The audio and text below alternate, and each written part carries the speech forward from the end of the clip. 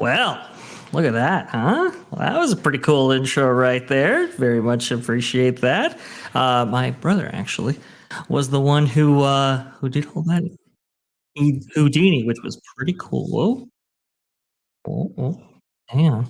Give me 1 second. I'm getting some feedback here. Make sure that we're not dual broadcasting. Give me just a second. Oh, technical issues, I suppose. There we go.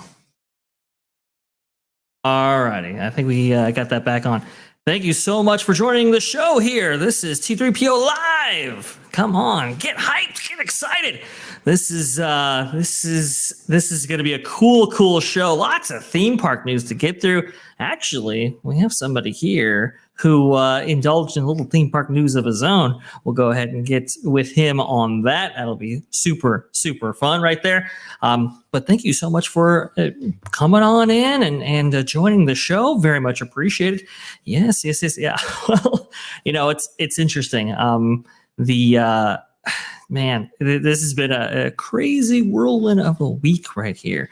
But yeah, finally getting my bearings here, and hopefully we're going to have a great show. It's going to be fantastic. My name is VashSky. I'm going to be your host today. And with me, the one, the only, Nolan Thunder. What is going on, good sir? How are you doing? Hi, I'm Nolan, and I have a problem. I'm spending too much money on Epic Universe, and I'm going to be a debt and on the street. Yeah. So that is a very interesting story. I suppose we should get into it actually right at the gate right here, because we covered it a little bit on That Park Place. I want to go ahead and cover it on T3PO, especially with you, Nolan, because I know that you've been a part of the hustle and bustle associated with that. Let me go ahead and share my screen right here from That Park Place. Universal Orlando's Epic Universe theme park sets opening date earlier than expected. This by Marvin Montanaro, right there, October 17th, 2024. In the theme park industry, delays are inevitable. Timetables are always being pushed back by construction issues, pay disputes, and even some of Central Florida's infamous hurricanes. So it's rare for anything new, let alone a new theme park, to actually debut early. Universal has accomplished this with its brand new state-of-the-art Epic Universe, which will officially open to the public on May 22nd, 2025. Initially, it was believed that Universal's projections for a spring opening were far-fetched. Many theme park insiders and reporters anticipating a summer debut for Orlando's newest theme park, but it looks like Epic Universe will be bursting onto the scene just in time for Memorial Day weekend.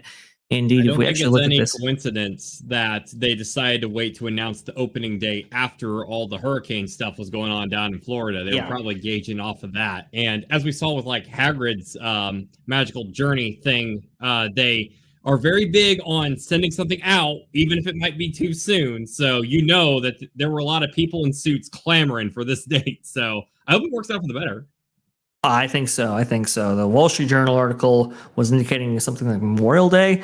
In fact, this is a couple days sooner, May 22nd, 2025, which is absolutely awesome. Quote, with the addition of this spectacular new theme park, our guests will embark on an unforgettable vacation experience with a week's worth of thrills that will be nothing short of epic. That by Karen Irwin, COO of Universal Orlando Resort. In a statement to the press, our universe will never be the same. And I think that's absolutely correct right there. It's got a lot of people hyped. And by the way, the news of this just keeps rolling out. So it was just confirmed at New York Comic-Con that The Creature from the Black Lagoon and Phantom of the Opera confirmed for Dark Universe. Nice! I knew about Phantom of the Opera a little bit because we had seen some patents and so forth, but didn't know about Creature from the Black Lagoon. That is awesome right there. So it's even going to be more epic than originally anticipated. Also, too, a series of meet and greets in the Isle of Berk with the How to Train Your Dragon characters. So not just Toothless will be available, but also to Hiccup. And I believe the Gallon Her Dragon, I believe, is going to be available as meet and greet characters. So Epic just keeps getting more epic. And with this announcement of the opening date of May 22nd, 2025, they also announced the new tickets that will be available. Let's see here. The tickets will go on sale for Epic Universe for the general public starting October 22nd. Check your calendar, folks, today. And we've got somebody who actually embarked on that whole process, but we'll get to that in just a moment. However, it should be noted that single day tickets won't be available. Instead, Universal will only sell Epic Universe tickets as part of a 3 to 5 day ticket package, only 1 day of which will be dedicated to Epic Universe. The rest will be split between Universal Orlando's other parks, Universal Studios, and Islands of Adventure, as well as its water park, Volcano Bay. The strategy effectively controls crowds, at the same time stops Disney vacationers from making Epic Universe a one-day stop on their Walt Disney World vacation.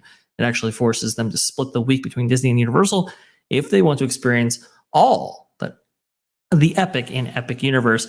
Nolan, I know this has been a controversial move, because I think a lot of people who were looking to get just a single day at Epic, well, now, your 1 day at Epic might cost you anywhere between, $352 to $521. It has been, I actually think the strategy is pretty sound. For one, it does what Marvin actually describes in the article, where it kind of, it forces people to make a conscientious choice to visit Epic, Universal, Florida, and Islands of Adventure. Load balances their park. Nolan, I don't want to put you on the spot here, but bring it on. You told me you bought your tickets today. How was the process? What were you thinking? What's in mind? So let me give you a little backstory here. As I've said many times on these streams, me and my mother have a very good connection into my adult years. We are like theme park buddies, and we basically will group up into teams. It's like that thing on the Big Bang Theory when they're trying to get the Comic-Con tickets, and they're all like 4 different people on laptops in the room trying to refresh. It's like that. So I woke up this morning, and it was like a little bit before 8. And I just pulled up my computer because I was about to actually be traveling, going somewhere. And I had my car on outside warming up. I had my shoes on. I'm like, here, let me check this real quick before I go. Because I was checking it at midnight last night while working on some stuff. And I'm like, oh, I'm in the queue. So I call her up and I'm like, hey, because we're trying to coordinate this. And I get a phone call later after I gotten the tickets secure, and she's like, how did you do that? I've been up like all night trying to do it, because she was doing like the half-hour increment thing that night where check it at midnight, check it at 12:30, 1:30, and trying to balance sleep, mind you. And I was like, yeah, for me, it was just pure dumb luck. And I was talking to one of our friends, Erica from TPP, and she was telling me somehow like how stressful it's been trying to go in and like check even ticket prices because the stuff hasn't been appearing. I'm going to be singing praises to Universal probably throughout this stream, but I do need to give them some constructive criticism. I have not been a fan of how they have been handling this. Like, for one thing, they should have been transparent on a time of day that everyone had a chance to go in to get onto these screens. Second off, they should have had it marked to where, hey, we're sold out here. Have like a big text, that says sold out. Instead of like apparently for some people, like the option to select Epic Universe was like disappeared on there, and you couldn't even tell if they were on the right page or not. And it's like, honestly, and they should also be more upfront of, okay, this is our plan. And then once everything's gone, this is what you're going to have to deal with. Thankfully, I got into a very good position. I'm very grateful to be going there. I might have to pull out, I might have to sell a kidney or something like that, but I'm very happy to get to experience that. And I don't think their whole plan for like the 3-park thing, while face value, it can sound a bit greedy, and I'm the first one who's going to be complaining about corporate greed. But honestly, for a brand new theme park and them trying to, not overwhelm everybody at the start with crazy crowds and things going wrong, I think giving it to some of the most loyal people who are going to do those few days, I think that is fair enough. It does suck that there is a bit of a money gap that unfortunately has not been overcome, and I don't know if they want to overcome that. But I do hear something about, I believe some annual pass holders are going to have an opportunity to get the single day ones before the other normal guests will have an opportunity, this Thursday, if I'm correct. Feel free to correct me if I'm wrong there. But I think the biggest thing is I think the annual people probably should have had the access beforehand if I was making the shots. But I don't think this is a greedy enough move to where I feel like it's unfair, if that makes sense. Yeah, we'll get into the pass solo thing in just a moment here. I will say before we bring in our next guest here, who I know is dying to talk about this because I promised him that we would make it up to him. We debuted this in that park place, like I was telling you before, and well, I'm dying to get his opinion on this stuff. So we'll bring him in just a moment. I just want to say, I think Wizard is right. The issue with having the full allotment or the Disney model, let's say, is that the website crashes. and that is true. Okay, so what are we looking at right here? Okay, opens May 22nd, 2025. Okay. And these are the days and everything, tickets available. Okay. All right. And they kind of tell you up front what you're actually getting for your purchase price. That is good. Yes, this is interesting because no matter what you actually get right here, you're only getting 1 day at Epic, whether you get 3 days, 4 days, or 5 days. You're just going to be able, you're just sharing that time with the parks that are already on property at this certain point. Let's see if we can actually get through this process right here. While we're actually doing that, let's go ahead and bring in our friend Lou Washman's Ghost. What is going on, good sir? Woo! Oh, you don't want to know what's going on, believe me. Why not? Well, I'll say this, and only you will know. I just did a reprise of what I did months ago when you were present at a certain residence. It was even on the front steps, too, only mine. But anyway. I see. So, okay, it looks like actually 22nd is still available. This is 2:46 Eastern right now. Looks like you can actually still get your 3-day tickets, at least for the 22nd, the opening day right there. That's the total before tax, obviously, $481. So it looks like tickets are still available, and the process seemed to be fairly smooth from what we just did right now in live time. So that is encouraging. Lou, do you agree with this? I was going to ask, when you saw those things where it said, you spend the other days at the other parks, is that either or any day, like a park hopper, the same day you can go to both, or just one or the other? As far as islands and that's a good point. So let's go ahead and go through the process right here. So let's see if we can go park to park. Oh, and I believe, don't they have you select your days in advance, or am I wrong? No, that's just that. Okay, well, all right. I think, Lou, as soon if you start your ticket buying experience on the 22nd, you should be able to get Epic Universe as part of it. So Blog Mickey actually has the a post here.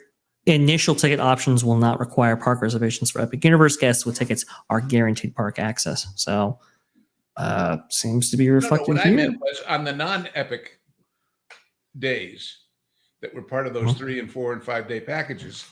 You have to say, okay, on this day I'm going to that one, and this day I'm going to that one, or can you go back and forth even on the same day between all the others except Epic? So it looks like they have park to park pricing. And I think it's the 137, and then just like the 1 park per day pricing, which is this one. So that's what's going on there. Okay. And for interestingly, 161 versus 164, 163 on the next 2 days right there. That's quite interesting. So you still, if you're staying at a premier hotel, get the free whatever they call Flash Pass. Express Pass. We're still trying to determine that. We think for Epic they might not do that initially, but it's interesting. Let's actually move into that story there, because I think that's an interesting part about this as well. They have made the Helios available as part of all this. Universal Orlando's Helios Grand Hotel pricing less than half the cost of Disney Deluxe Resorts. The centerpiece of Universal's Orlando's new Epic Universe theme park will be the Helios Grand Hotel. This towering and stunning resort will feature themed rooms and sits at the far end of the new theme park, set to open for the public on May 22nd, 2025. It also includes a private dedicated entrance to the newest of Universal's theme parks. Universal recently revealed the cost per night for the Helios, and it left potential guests speechless. That's mostly because it's less than half the cost of comparable deluxe resorts at Universal's chief rival, I was Walt shocked. Disney World. I was expecting $700 a day minimum. I mean, that's kind of the standard fare. And those are for resort hotels that have been in use for 30, 40, 50 years at, let's say, like 70s Lagoon area next door to Magic Kingdom. That doesn't, none of those resort hotels allow you direct access. We all into keep the park. comparing it as far as being next door as the closest thing to. Mhm. It really isn't analogous at all, in the sense that, all right, you can walk a short distance to be at the same entry, the same security, the same as everybody who shows up at the park that day, as opposed to this, where you have your own private, all of that just for the hotel guests. I'm not sure how it works in France, where you go under the building, or is it Tokyo? I'm losing my mind today. No, it's France. Well, Tokyo and France have. But do they have a separate entrance? So you just go downstairs and join the queue. Yeah, I believe both the Maricosta. I forget the other one. There's like another one for Tokyo, and then Disneyland Paris Hotel allows you direct access. That new one at Fantasy Springs is right there. Yes, you're right. You're right about that. You can see some of the comparisons here. This is what actually Marvin was able to do research on and provide here. You can see for a similar time period for when the Helios will actually officially open and allow guests in for around that May 22nd time period. You can see how much those are. That's the contemporary. That's, again, a resort that's 50 years old. That is not at all convenient as, let's say, the Helios Grand is, where you can just walk right out into the park. Well, but one of the things that I noted right when they first started giving the details on the Helios, unlike every other luxury hotel we've mentioned, either at Universal or Disney or anywhere else, the Helios hasn't got a high-end dining venue at all. It hasn't got a specialty dining venue at all. It has a all-day-long breakfast, lunch, and dinner sit-down and a grab-and-go, and that's it. So they're assuming that whereas, let's say, at one of the Disney hotels at Grand Floridian, if you want to go to Victoria and Albert's, or you want to go to Citrico's, or you want to go to, Narcoozy, whatever, right, you'll do that. But here, if you want to do that, you basically are going out into the park and, I'm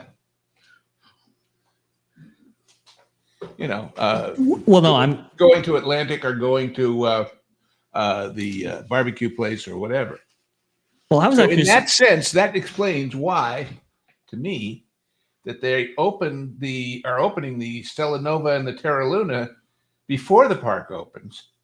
But you really couldn't open the Helios without the park open, because you wouldn't have a full service hotel like you do with the others on that level. So. Yeah, I thought it was interesting the dining that's featured within the Helios. You would have thought that they would have been a signature restaurant, kind of like the Napa Rose, for example. Let's say, it makes me wonder: is Lowe's food service? Do they have something to do with those restaurants in Celestial Park? Because when they would be building a luxury hotel of 500 rooms, part of their revenue calculations would be, and some of them are going to dine at our restaurant. Sure. But if you don't have that level restaurant, then, they've got the bar on the roof, and they have obviously convention services somewhere in there. That's an interesting point.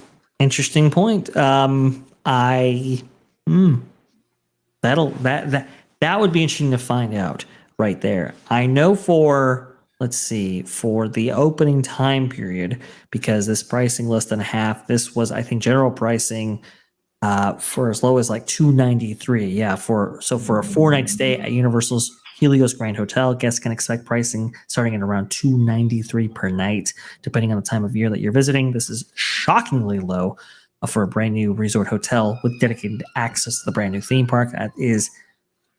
That's crazy. Now, for the opening night of Epic Universe to actually spend the night at the Helios for the first day right there. You can see the pricing on screen, $493. And obviously, I don't think that was the 4-night package right there. So that's what you can expect. Again, It was still more around for the 3 or 4 nights. It was more around the 700 going upward range for that. I was trying to get the hotel booked this morning. In fact, it was so cheap that it was already booked. I kept pulling up on the screen. It was blocked out, like no dice. People are swarming to it, and they're going to be partying on that bar at the top of the roof. I'm telling you that. I agree with that.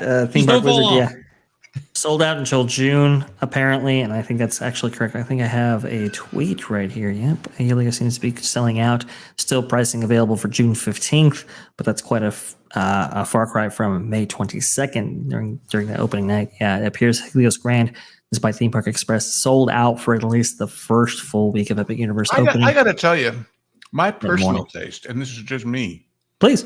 As much as being the first kid on the block to see all this is attractive, I'd rather give them a couple of weeks to get it all figured out and away from some of the grand opening hoopla to really take my time and digest it, So yeah, and you had to going in June or July. You have to think too. This is a brand new theme park, right? With brand new attractions, especially like Ministry of Magic, for example. That's a groundbreaking attraction that could suffer from extended downtime, especially right when it opens. But they're going to do some soft opening weeks. Yes, and we'll get into that in just. And one of the things about our only view of this place as they've been building it being the exteriors. We have no idea how developed the inside is. It may be way ahead of the exterior for all we know. That's a fair point. I know that the Ministry of Magic. So there was a fear that it wasn't actually going to be available on opening day because the attraction is as ambitious as it is, and I know the Universal Creative team members have actually been having problems with it. Apparently, they revealed at New York Comic Con that yes, indeed, it was going to be available on the first day, along with Donkey Kong. They've been having some problems with that attraction as well. It looks like the Japanese fixes, though, are going to be coming stateside as well. As Lou mentioned earlier, it looks like we will have a soft opening, a previews actually conducted for the opening of Epic Universe via annual passes. And again, this is also one of those more controversial subjects here. This by Marvin Montanaro. Universal's Epic Universe will not be included in Universal Orlando's annual passes, at least for now.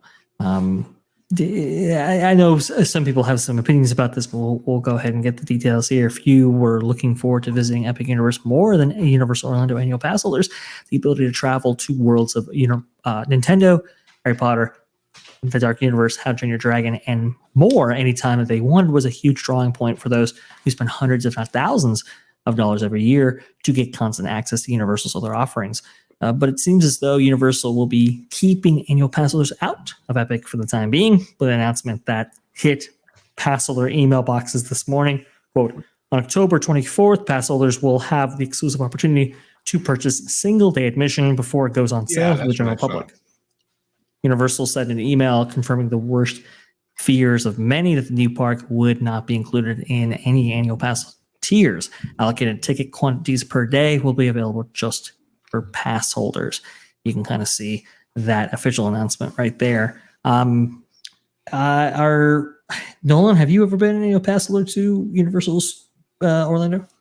Not even close. I live too far away. In fact, fun fact, I was talking to a friend here, Erica, part of the group with all of us, and she kept asking me about AP. And I was like, all park? What is AP? Because I'm from the Midwest. So I'm used to what's called seasonal passes, because once we hit wintertime around here, that stuff be shutting down because it's too dang cold out. So I'm not used to annual passes. So I don't know if I'm allowed to even breathe in the same vicinity as that. But you know what? I like the sound of it. I wish they would have an opportunity for a little bit of better experience for, the pass holders. But at least they're getting some sort of perk out of it. I can at least say that. Well, maybe at some point soon, for people whose pass might start to become time to pay again for a renewal, they'll say, okay, well, the good news is now we're going to include it on your next one. But the bad news is the price is going up accordingly, so we'll see. Yeah, I thought this was a pretty interesting thing that they're doing here, because on the one hand, I understand, I get that Universal can't just add on Epic Universe to existing annual passes. And there's going to be a time when those annual passes reflect Epic Universe's addition to that. So I get that whole thing. I think the pass holder option of soft openings or previews, I think, is a nice bone to throw to those people. I know Marvin, though, had a different opinion about that. He was very opinionated that they were maybe getting the short shrift here, but I don't quite view it that way. Go ahead. I'll tell you what, these people have been pretty damn smart about everything, and the last thing that they want to do is alienate their annual pass holders. So they've got a solution for this coming, I think. So I think they do. But there's no real reason to debut it at the time that Epic Universe actually opens. I mean, well, and what there's no real reason to do, if you walk to the front gate right now, there's no reason to buy an annual pass. Yeah, that's a fair point. Until that gets included. Yeah, that's a good point. I think I think because of that, a lot of people might be holding off new annual passes until something is done about Epic Universe and how and therefore it will be. Yeah.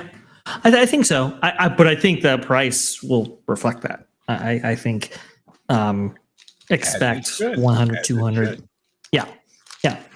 And look, let's face it. Annual passes, whatever they charge for them, are loss leaders. You know what a loss leader is, everybody out there? Yes. Loss leader is, this is on sale to get you to be there and buy other stuff. Because once you've gone 2 or 3 times on your annual pass, it's more or less paid for itself as far as the admission is concerned. But what it is getting you back to this place that you like, where you'll buy more food and buy more merch and keep being a customer. So I think they'll figure it out. I'm not thinking they went to all this trouble. And this idea that, they just decided to do this. This has all been planned out months and months, years in advance. I can't imagine this company, which is showing itself so willing to work so hard to create these amazing adventures for us, totally neglecting the pricing side and the ticket side and the operations side and anything else. They may get it wrong, but they've got a plan, and it's not all on view right now. That's the way I look at it. Yeah, I think they have a plan. I think they have a goal in mind here when it comes to annual pass holders and how to actually treat them, especially for the opening of Epic Universe. Because you gotta understand, this is like the first theme park in a long time, 20 plus years, that is opened in North America. The hype is going to be real for this thing. Everybody and their grandmother across the world are going to want to be here. Why necessarily portion out some of that capacity towards annual pass holders when at peak demand you can make those ticket holders essentially and multi-ticket holders at that. I think it makes a lot of sense. You got to think. One more thing. Oh, please. One day dated admission is non-transferable. You know what that's about? Scalpers. Yeah. Yep.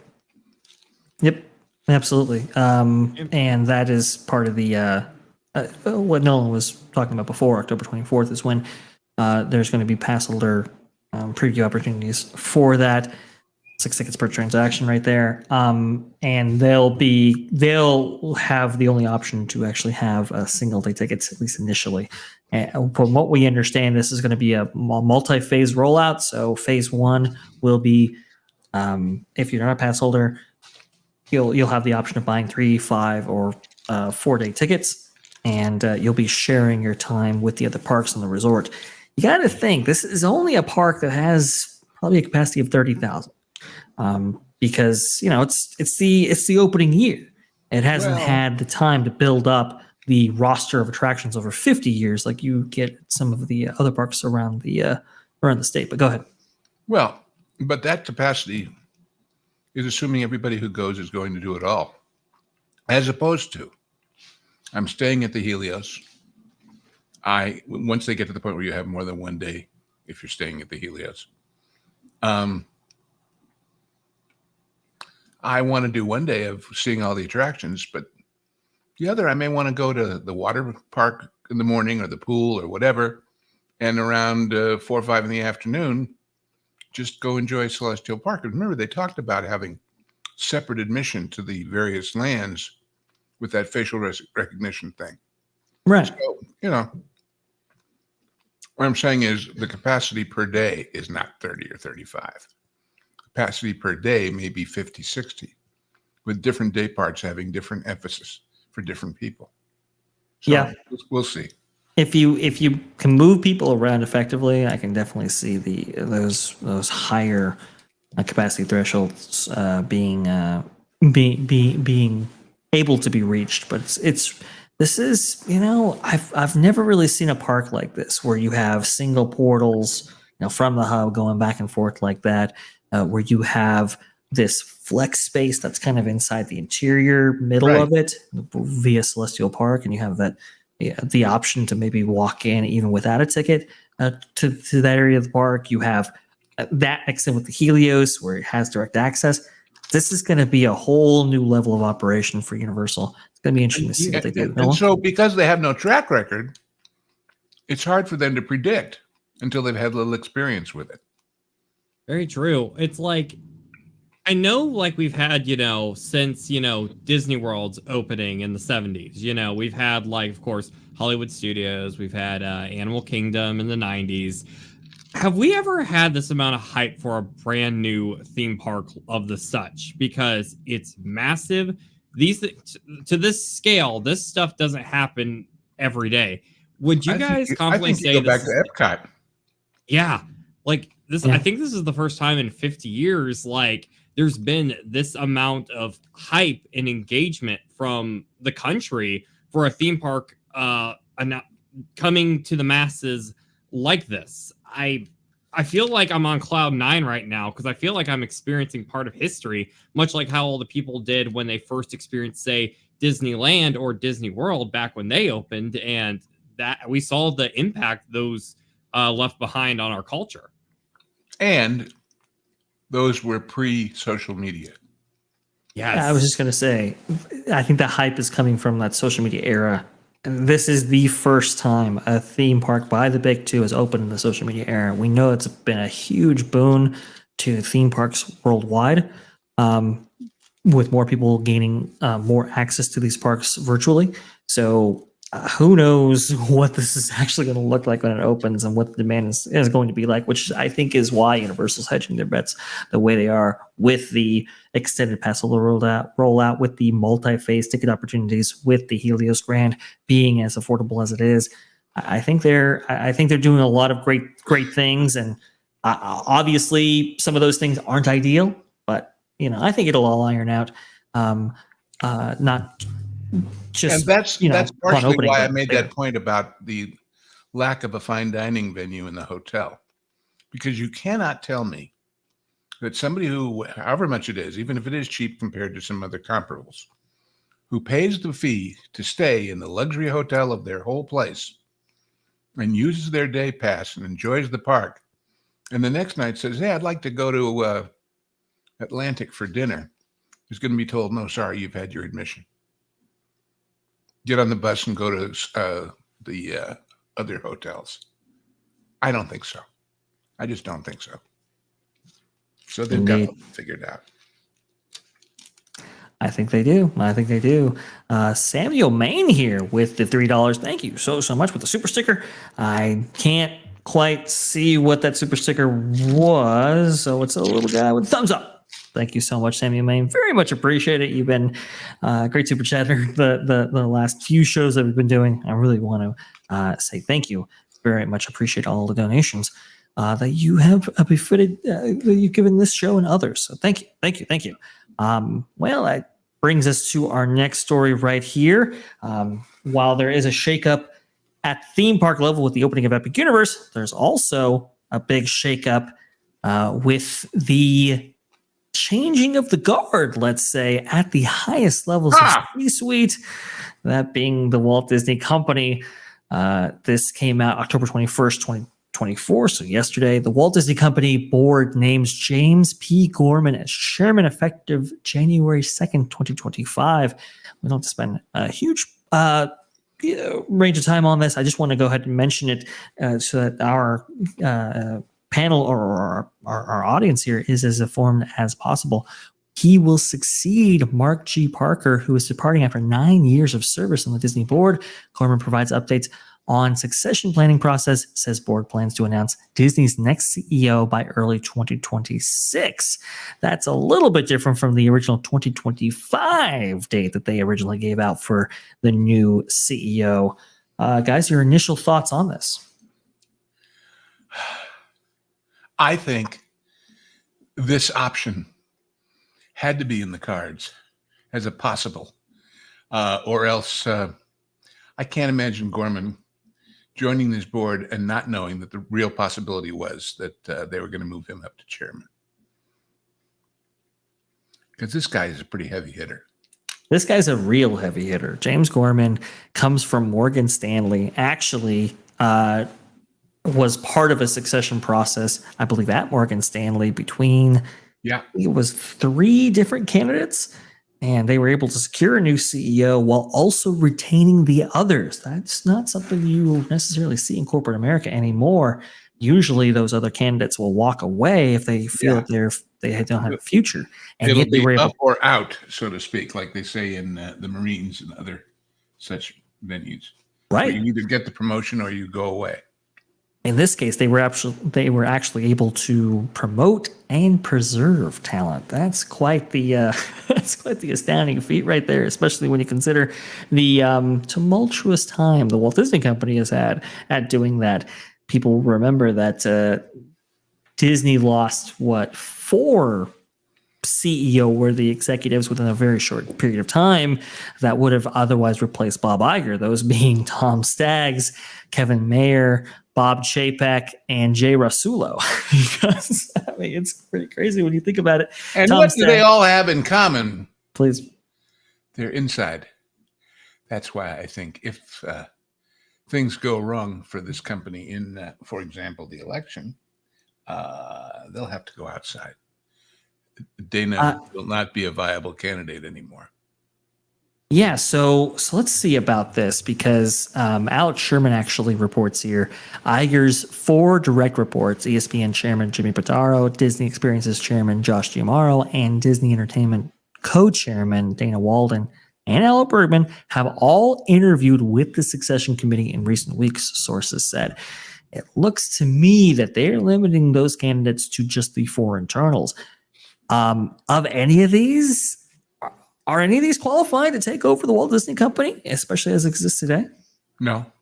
Is our current guy qualified to run the Walt Disney Company? No. That's a fair point.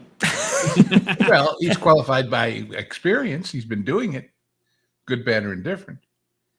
But somebody asked a question here in the chat that really we ought to address first, because Greg R. said, what does the board chair do?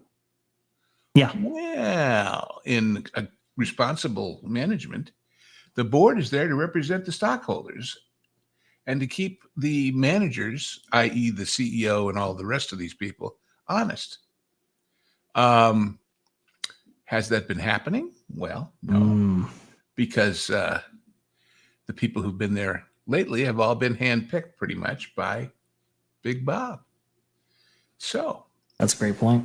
That's a great point. I do think it's a great question, because it really does get to this point where, look, Mark Parker, I think, he had a relationship with Bob Iger. We know that the ties to China between the Walt Disney Company and the CCP, let's say.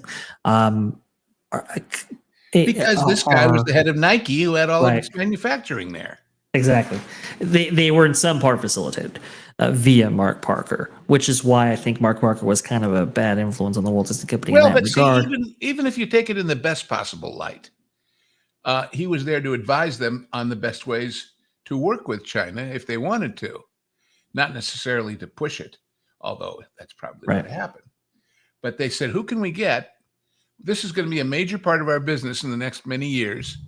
Who can we get who has some experience in that field that we don't have? So just like a company that was suddenly going to do a lot of business in Japan might go to a Disney board member and bring them in to their own board.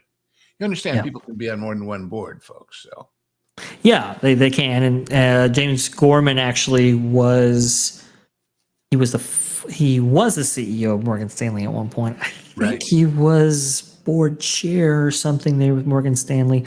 I believe it's detailed in some of these articles that he's going to be stepping away from there entirely in order to focus his time on Disney primarily, which is good. But yeah, Mark Parker, another indicator that he's going to be in that job for a long run. Yeah, I hope so. I hope so, because the board really hasn't represented shareholder interest for quite some time. Because let's remember what this guy has said. When they first announced his name, they said he was being brought in largely to handle this succession because he'd done that at Morgan Stanley. And then he came in, and supposedly there already had been this succession committee meeting, according to Bob. But then Gorman was interviewed, and he said, yes, they're forming a succession committee, and I'll be helping with that. Yeah. I mean, the timeline gets all jumbled and jivey here. So anyway, we'll see. Yeah, you're right about that. Kiki and Luca, how much of these issues can be attributed to the Fox purchase? Should they continue with the purchase of Hulu? In hindsight, what's the legacy of the Fox purchase?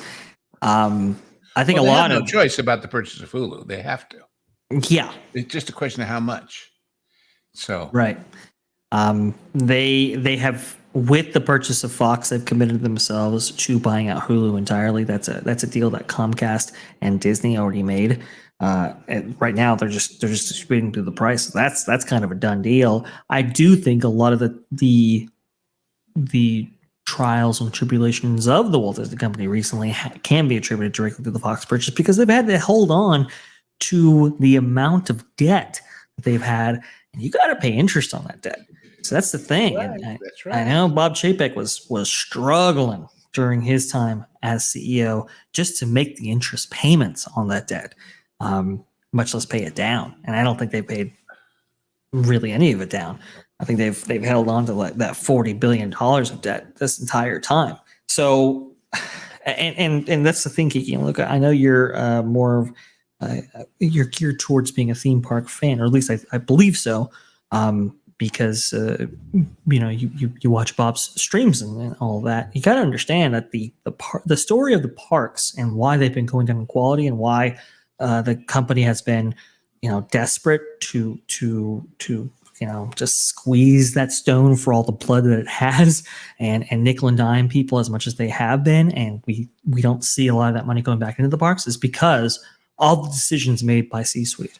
This is why these stories are very, very important. So you're on the right track right there. The Fox purchase is part of this. The instability at the top. Going from Bob Iger to Bob Chapek to Bob Iger again. That's had a lot of shareholders very worried. And I think that's why Nelson Peltz was making a compelling offer. It's like, look, listen, we need more stability here. We need more shareholder representation. James Gorman doesn't make up for that completely, but I think we're in a better position with him as the chairman of the board than we are without.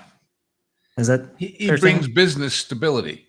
Yeah. Whether he brings creative stewardship is another story, but that's not really his job. So, yeah. But it will be the job of the person he picks to be the next boss. So, anyway. Yes. And my bet's still on Dana Walden, but they really need to go external. But what Dana Walden brings to the party is her best bud, the lady with the funny cackle. And if she's not there, that might be a reason not to have her, in the sense that the people who then are there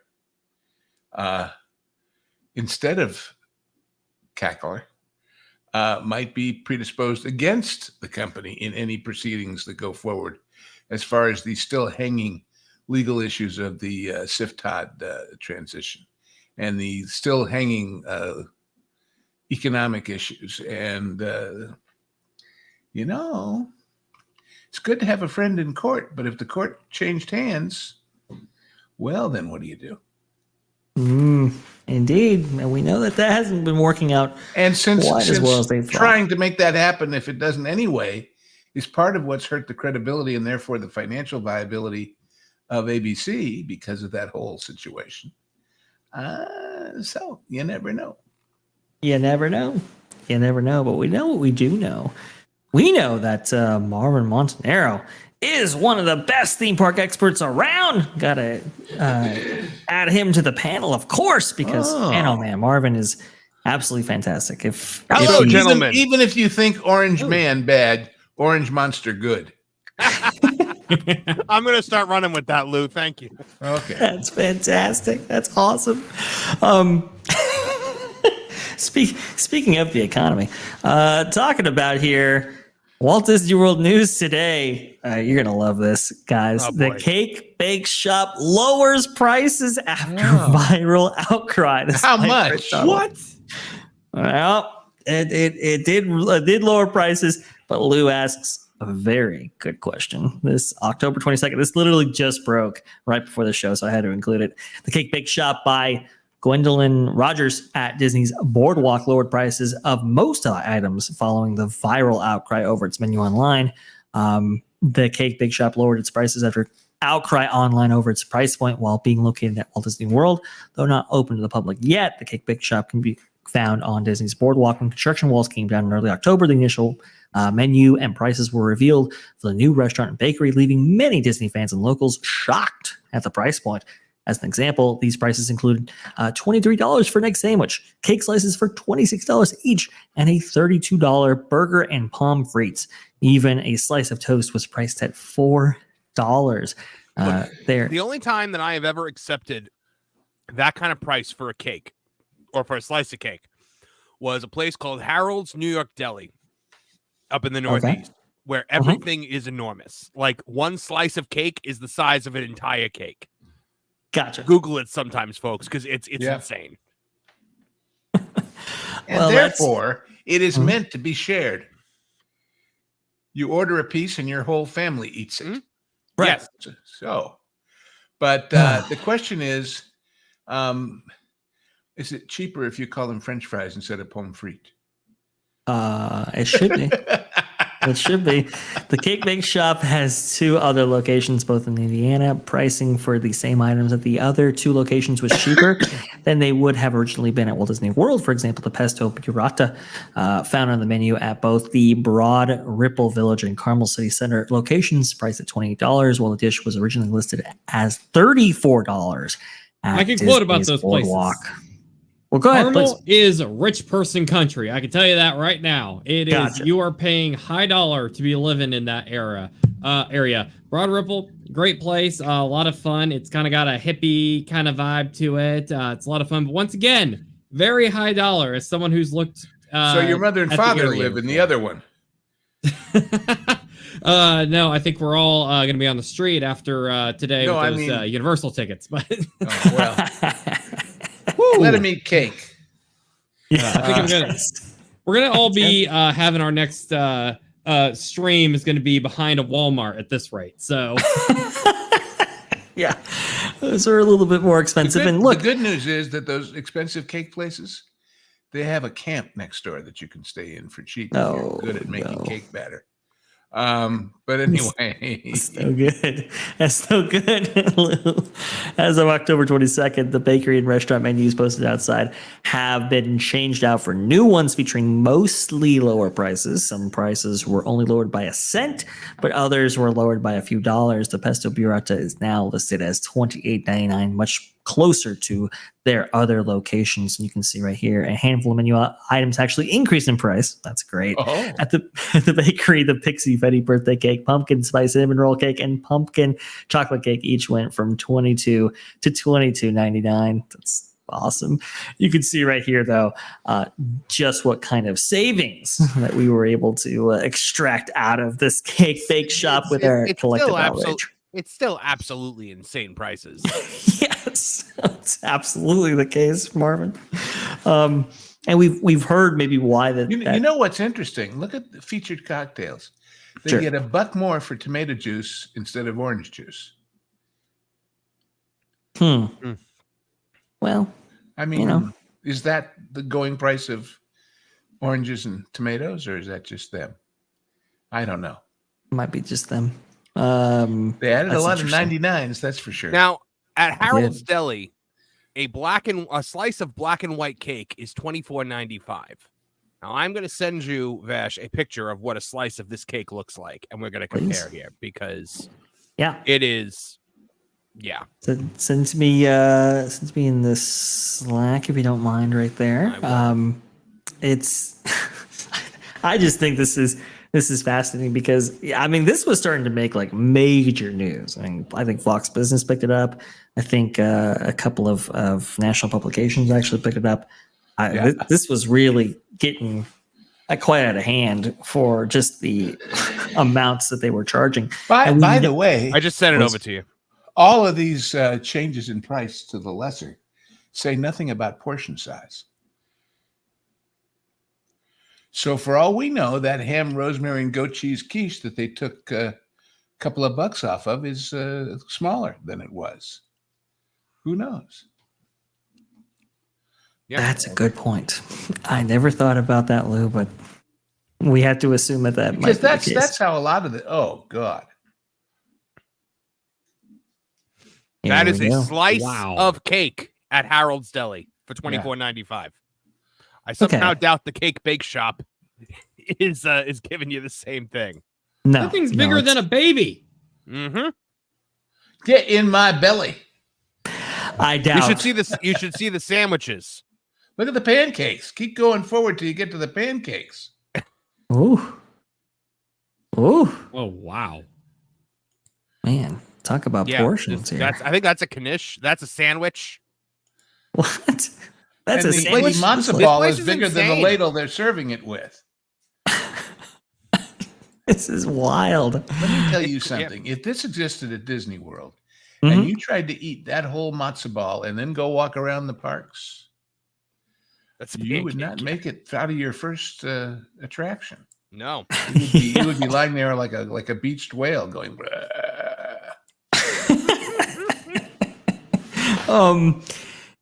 Absolutely insane. I think that costs less than a slice of cake at the cake bake shop. Yeah. Well, especially with the increased prices now. But look, it looks like they took some things down a little bit. I will say one of the things that people have been theorizing as to why the cake bake shop was charging the exorbitant prices that it was, at least at the Walt Disney World Vacation, is because Disney asks for a whole lot for these tenants. And so if you have a shared revenue structure, you have to offset obviously that big old take that and let's not forget Disney wants. Even though the cake bake thing is at the boardwalk, you had to pay for parking. And that's a great point. If it was inside one of the parks, you have to add to your price per slice of cake your $150 to $200 admission just to get to the cake. And your parking, and your hotel room, and your airplane ride. And it all depends with the parking. It all depends who you get as a security guard.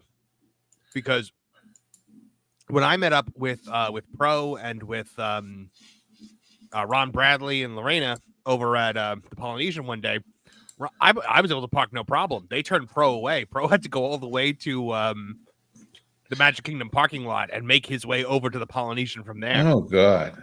Did they not like his videos? What he was saying about the company? I'm pretty sure they didn't know who he was, but they know. Disney knows everything. The mouse always watches. The mouse is always He knows always if you've watching. been bad or good, so be good for goodness sake. It's like the modern version of Santa Claus. A little food for thought here before we change up on it.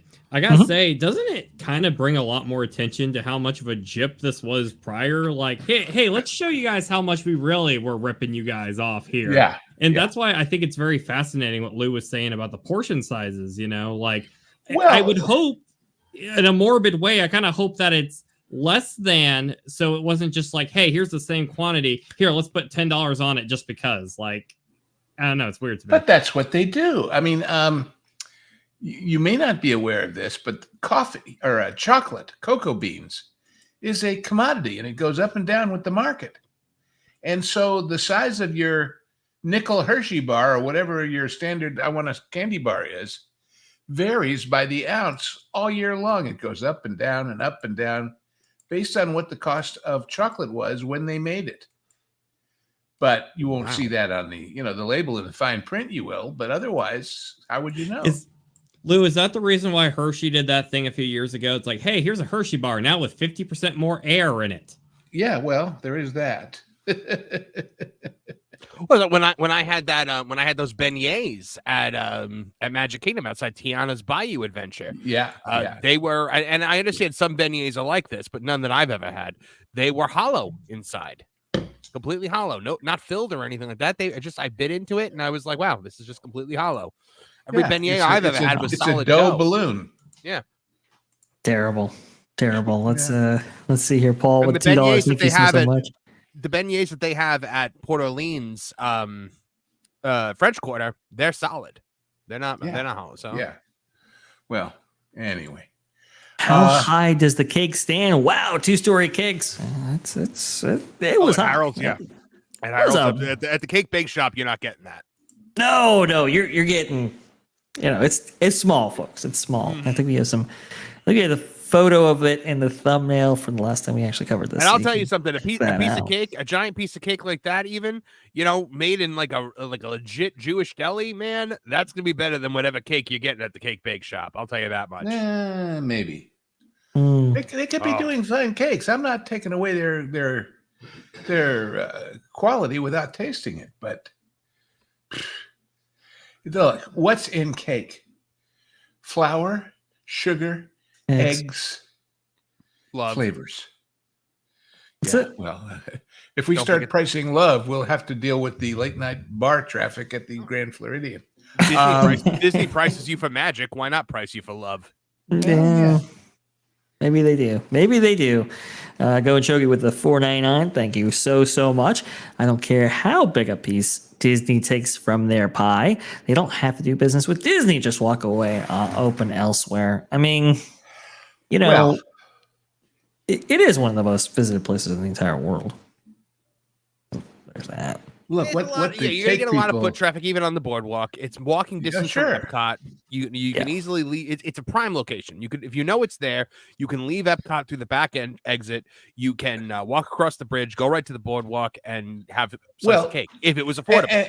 And look at it this way: if you went to Epcot partly because you wanted to try one of those great restaurants, and you looked at the menus and you found that it's probably an average of $6 to $8 per person cheaper at lunchtime than dinner time, then have your big meal at lunch, and when it gets around dinner time, just go have a piece of cake as a snack. It's cheaper than the dinner you would have bought at I suppose so. Chef de France. So, I mean, and that's what people do. Look, people do that with, I always advise people going to Vegas. The price of those big buffets switches at a certain time in the afternoon. And what switches is, that's when they bring out the king crab legs. Yeah. Well, if you're in, you get whatever's out. So if you find, like we did years ago, I don't know what it is anymore, so I can't guarantee this, that the price change at the Bellagio buffet is 4:00, then you go in at 3:30 and eat lightly for half an hour. And then you can have all the crab legs you want for what might be as much as a $10 or $15 per head or more difference. So, That's true. But look, we found a planning your trip to the nth degree, timing and everything else thing we can do without our phones. Isn't that nice? I'll say this. I will sympathize with the Gochogi just for a little bit here. If you cannot keep prices, without going insane with them, given Walt Disney World's take on that, perhaps it's like, okay, maybe this doesn't fit for us. Disney attracts a lot of guests, and obviously they're telling that to proprietors, potential proprietors who might actually set up business at Walt Disney World Resort. It's a judgment call. I do get what you're saying. I guarantee you, sure. They're paying a rent and a percentage to be. Oh there. Yeah. So that's what people do in malls, even. So. Mm-hmm. Well, speaking of, I don't know. I don't even know how to transition here, but Maury is going to be joining us here on the panel. Thank you so much. We ran out of things to talk about that were delicious for dessert and brought you on. Yeah, see, exactly. That's great, Lou. There you go. I love it, Lou. Thank you so much for getting me out of that. Let's see here. Why is my screen not sharing? That's weird. I think this about brings us to our next story. Lou, you actually shared this with me, and I think it's worth covering right here.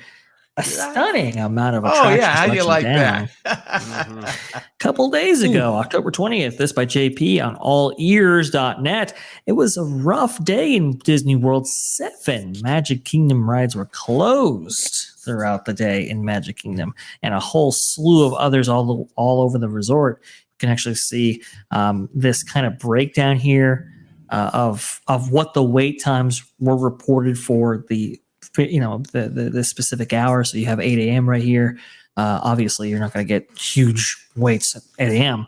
But if we just, you see right here, Seven Dwarfs Mine Train temporarily closed. This is an hour into the opening of that park for that day. If we copy that, Control F, right, you can see one of 23 matches here. So 23 separate instances of rides being reported down. That's for the entire resort. And yes, there were 7 separate attractions that were down throughout the day. Yeah, at what point does temporarily come down to, nope, not opening today? Well, it's interesting, Lou, that you say that, because I was noticing here that Pirates of the Caribbean actually starts being closed at 4 o'clock, temporarily closed, right? And that just keeps going on. See, temporarily closed right here. The 5 o'clock hour, 6 o'clock hour still closed, 7 o'clock hour still closed, 8 o'clock hour still closed, and that's until closing right there. So I think there is something to be said about that. We have noticed here on that park place, and I know other outlets are reporting this as well, that the downtime has increased precipitously at the Walt Disney World Resort and even at Disneyland Resort. Marty, maybe you can speak to this. Have you noticed more downtime at Disneyland post-pandemic than you did pre? Oh yeah, for sure. I mean, we've been just dealing with like massive closures, which is a whole different subject. Yeah, we just got done with like one of the. I've been a AP for 20 or for 30 years, and this was like the biggest stretch that I saw, like with so many rides that were just like being refurbished or under construction and stuff like that. But maintenance wise, coming out of the pandemic, these rides are going down more frequently than they did before. I'm sure we'll get into it later with Tiana. They don't help themselves because they got other rides now that work fine and don't work anymore. But yeah, there's something to be said, I guess. I know, for instance, the trams. The reason why we didn't have trams at Disneyland when they reopened is because rats ate out the wires in the engines and stuff because they just weren't used. And it took, Lou, and it took a while for them to fix them. So we had to walk a mile, through the tram route to get to the park. And don't forget, Marty, during the time that you still had to walk the 1.5 miles to get from the Esplanade to making French parking structure without the trams, they decided to increase the parking fee by $5 just to kind of shove more $5 salt at a in the pop? wound. Hey, Oh yeah. the worst, like as bad a slap in the face as that was, and yeah, that was. They had signs as you were walking down the tram route that said, "Hey, you're almost there." Like they tried to be cute, like with the old, like with the Rusties or the Burma Shave signs on Route 66 that said stuff, and they were like, "Just," and then you walk a little bit, and you walk a little bit more further. God. You know, it was For bad. those who don't know, Burma Shave was a brand of shaving cream, and they were famous for these 4-part and then a punchline sales pitch signs along the freeway. They said things like, I actually read a whole article about this once and it stuck with me, so that's why I know these things. But they had, he played a sax, had no BO, but his whiskers scratched, so she let him go. Yeah, and then they had one, they said, free, a trip to Mars for 900 empty jars. And then they got word that some woman actually had saved up 750 and was going to ask him for the trip to Mars. So they had a second sign that went out that said, "If a trip to Mars you'd earn, remember, friend, there's no return." Unfortunately, when you're walking that whole walk after walking 20,000 steps in the parks, the cutesy doesn't really really go very far. Well, you know, my first experience of cutesy. I was working on a show for a guy, and he had the first Macs as his office computers when everybody else was PC. And I remember going in there, and as you might remember, a standard PC green screen or amber screen, whatever, the machine only had to light up the pixels of the letters themselves, not the background.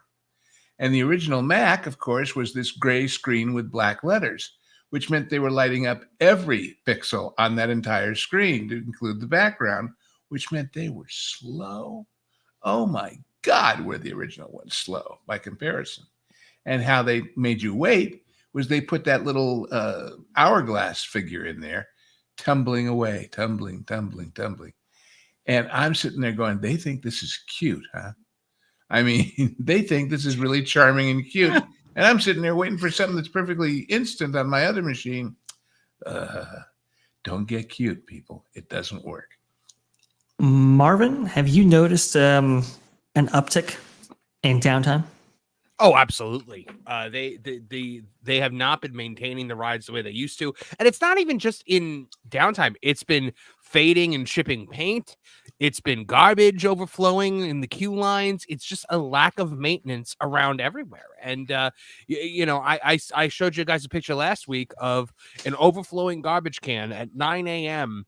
At Epcot when I went a couple weeks ago. And when I was leaving, that same garbage can, like at 2 p.m., was still overflowing. You know what the crazy thing is, Marvin, is Disney seems to pride themselves on those garbage cans being our dining tables at food events. Oh, I know. And now they're overflowing when you bring your item from, our Food and Wine or something. Like you would never in a million years see that. At this point, you just don't care that much about Walt's initial vision. So you might as well just start selling chewing gum and newspapers in the parks again. Mm-hmm. Oh, look at you, Vash. You still have it. I don't understand why they're trying to make a trash mountain of all this garbage. I mean, they already have that with Tiana's Bayou Adventure, so. Oh man. Well, and wait, they'll have a food and broccoli festival, and it'll look like Tiana when you. Yeah, I don't know I don't know what they do to separate the recycling and the garbage, but we were there one time and I saw them. Yeah, I saw them dump the garbage and the recycling into the same bin one time. Like when they were collecting it. Of course. And I was like, okay, Captain so Planet what's would the like point? to know your location. Yeah. Well, I remember many, many years ago when they first started building they had the MGM in Reno and Lake Tahoe. And when you flew into the airport in Reno and then drove to Lake Tahoe before you went, a lot of times you couldn't go to the airport in Lake Tahoe because it was located in a box canyon. And if the wind was blowing too hard, they couldn't stop before the end of the runway and they'd run into the wall. So they canceled flights. But when you got off in the new, improved, still building Reno airport, you walked down plywood corridor after plywood corridor after plywood corridor to get to baggage claim. Baggage claim was 4 bays, separated only by a thin wall, with one continuous conveyor belt through all 4. And each of the 4 bays had 4 lights, one for each of the 4 airlines that went in there. It was Hughes Air West and Western and United and somebody else, I forget, PSA. They didn't sort the baggage. They sorted the customers. It was the same belt going to all 4, but they put the PSA people on this one. And so, can you imagine? So, that's the old don't raise the bridge, lower the river philosophy. Yes. So, yes. Oh, boy. Well, the point is, as dumb as all this stuff is, it's all been done. And what made Disney special was that they didn't do it for so long. And now they are, because it's like, hey, we're not that special. What the hell? That's all people expect, right? Well, one place. The stuff.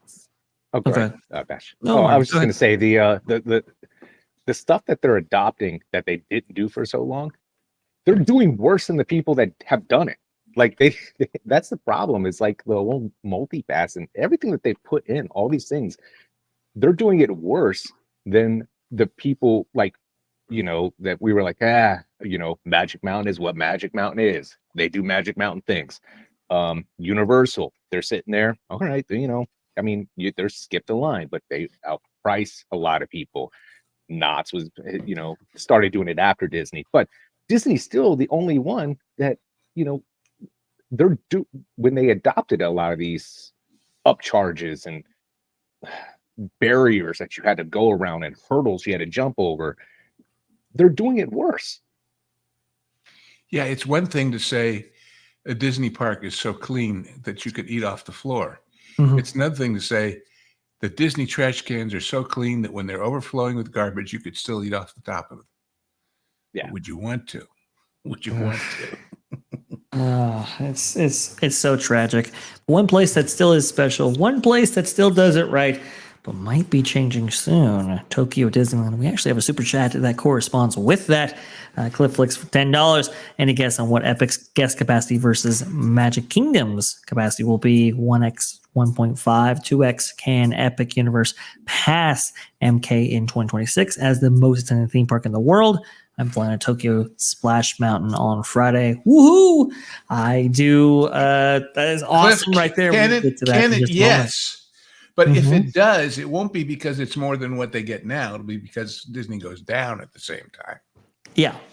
I think the capacity of the two parks, when you compare them, I think Epic might be half of what Magic Kingdom is, and that's only because Magic Kingdom, it's at 50 years to mature and add rides and add things. This is going to be an opening day theme park experience for Epic Universe, but whatever you do see there will be absolutely mind blowing and out of this world. So that's kind of how I would answer that question there, Clifflix. Thank you so much for It's $10. as if Disney opened with all e-tickets. Yeah. That's a perfect assessment right there. I ordered my pro hat to wear in my videos in Tokyo, but it won't arrive until Monday. Oh no. Well, that's how those things work out. Have Plo hat. You must go to Plo FedEx and have them plo it to you in Tokyo. Speaking of Tokyo, Cliff, I am very glad that you are visiting right now of all times, because we just got word that Tokyo Splash Mountain, well, it might not be here for long. What did you say? Today. I know. I love that this happens the day after I write an article about the fact that Tokyo Splash Mountain's probably not going anywhere. Sorry, Marvin. Very much apologize. Call This is me by Dave Shannon Meltzer. Ace. This broke literally right before the show, Splash Mountain store permanently closing at Tokyo Disneyland, even with new ride pin. The Splash Mountain gift shop at Tokyo Disneyland is closing permanently next month, although the ride remains open and a new Splash Mountain pin is coming soon. Gift shop Hoot and Holler Hideout is closing permanently on November 30th, 2024. Hoot and Holler? You sure it isn't Holler? Sorry, Hoot and Holler. Very much apologize. The gift shop Hoot and Holler Hideout is closing permanently on November 30th, 2024. Hoot and Hara. According to the Tokyo Halloween Disney Horror Resort website. Nights. Yeah. Sorry. Hey, you know what? I apologize, Lou. Splash Mountain at Tokyo Disneyland is the last version of the ride remaining after the Disneyland and Walt Disney World versions closed in 2023 to make way for Tiana's Bayou Adventure. There once replaced Tokyo. We froze. Okay. Company, the owners of Tokyo Disney Resort, did not give a reason for the closure of Hoot and Holler Hideout. Guys, is Tokyo Splash Mountain one for this world? They can make more money on to sell in there. That's all. Like, you know what? I still don't think this is indicative of the ride itself closing. No, I think this is I think this is what Pro reported months ago on the Pro Show, was that we have heard that Disney was threatening to pull the license from to pull the merchandising license for the music and for the merchandise, to kind of starve Tokyo out and try to force them to change Splash Mountain over into something new. I believe this was a thing that certain other Disney journalists have decried us for, but we're seeing the proof of it right here. And looks like Vash is buffering right now. Yeah, but I think Pro mentioned that he'd had some tips at leads or heard some stuff that Disney's going as far as saying, hey, like we'll pay for all of it to be redone. And I mean, the next thing would be, obviously trying to strap them from selling the merchandise. And the thing after that would be, all right, we'll just put some money in your pocket as well as paying for all of it.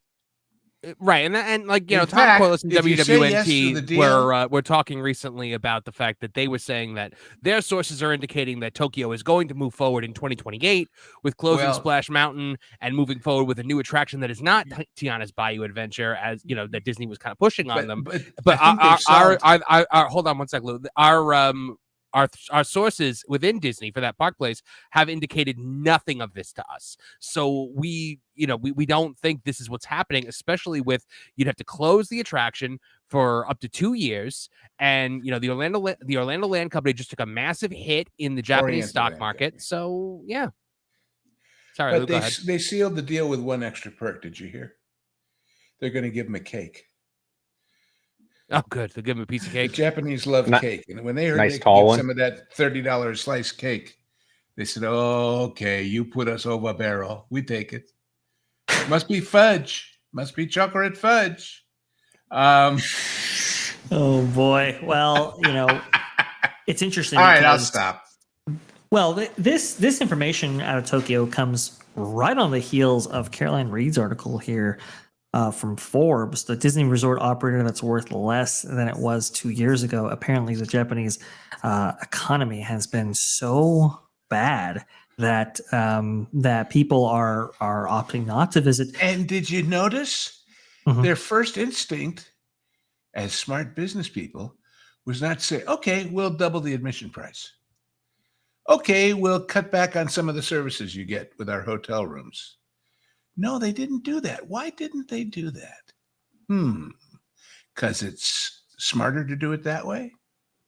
Because, if you think if what some of us are hoping and some of us not, whatever, happens in the election, that instantly our economy will turn back around. It ain't going to be quick, guys. It's going to get worse before it gets better.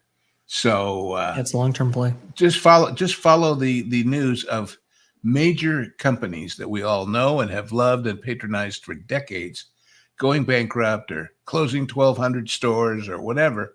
They're doing that not because they're losing now, but because they expect to lose worse in the future and they want to stop the bleeding. So I find this company to be quite patronizing, to be honest. Well,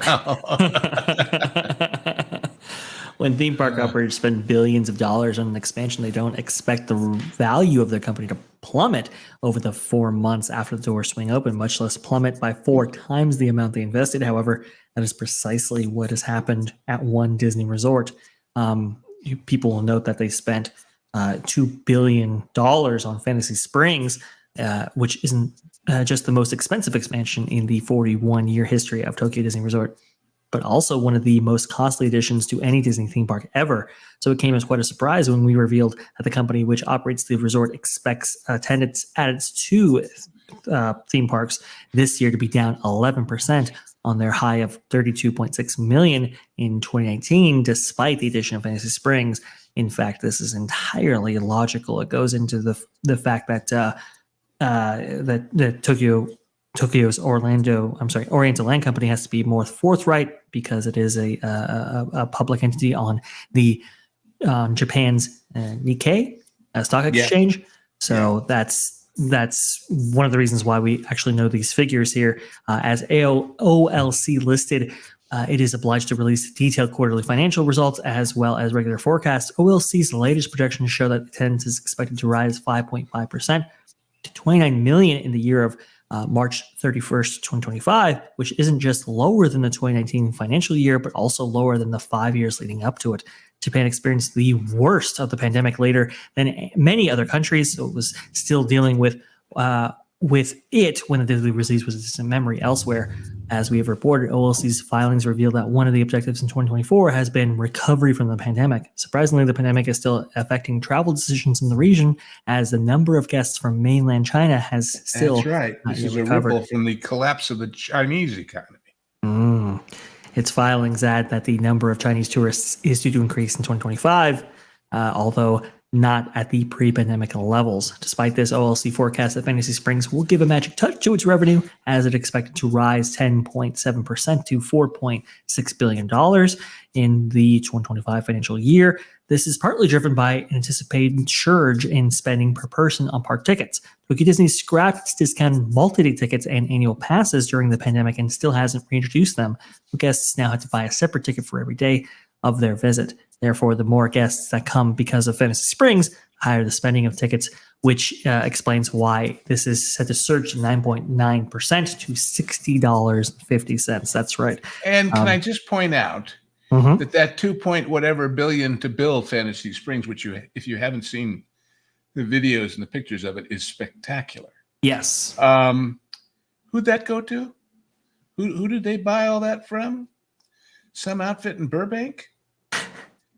That money that they spent to build that is revenue to the Walt Disney Company. So this idea that Disney would bully them into doing anything at a risk of shutting down and saying, well, we're not going to give you any more license to this or any more access to that, that was a little far-fetched, because they're a pretty good source of revenue to Imagineering, a better source than Disney parks themselves. You bring up a great point, Lou. This is why I've always found it to be a more delicate issue for the Walt Disney Company in terms of one to virtue signal versus like one to maintain the relationship with Japan. Obviously, they do benefit from Japan having the licensed Disney products and characters and so forth. You know, how far are they really going to go to muscle their way in getting Splash Mountain replaced? It's an interesting discussion. And also, too, can the Oriental Land Company even afford it right now? I don't know if it wants to undertake such a project at this point. Yeah, I always find it pretty interesting that arguably, and I've never been, admittedly, but I mean, arguably, Japan does Disney better than Disney does. Oh, yeah, infinitely. You know, from everything I've seen, I know like I haven't seen it with my own eyes, but what I see on, and I know that technically that might seem true, but it's still Disney doing Disney. They're just doing it for a client rather than for themselves. And the difference is they can charge you more, and they're willing to pay it to get quality. I just feel like I just feel like Oriental Land Company is willing to put the money into the idea of Disney, and that's just that that's what I'm saying is they do Disney better than Disney does it, because they're willing to actually back it up with they're willing to walk the walk. They know they their own basically market said- very well. They basically said, just give us the license for your IPs. We'll take it from here. Well, it's more than that. It's give us the license and we'll pay you to build the product based on the license.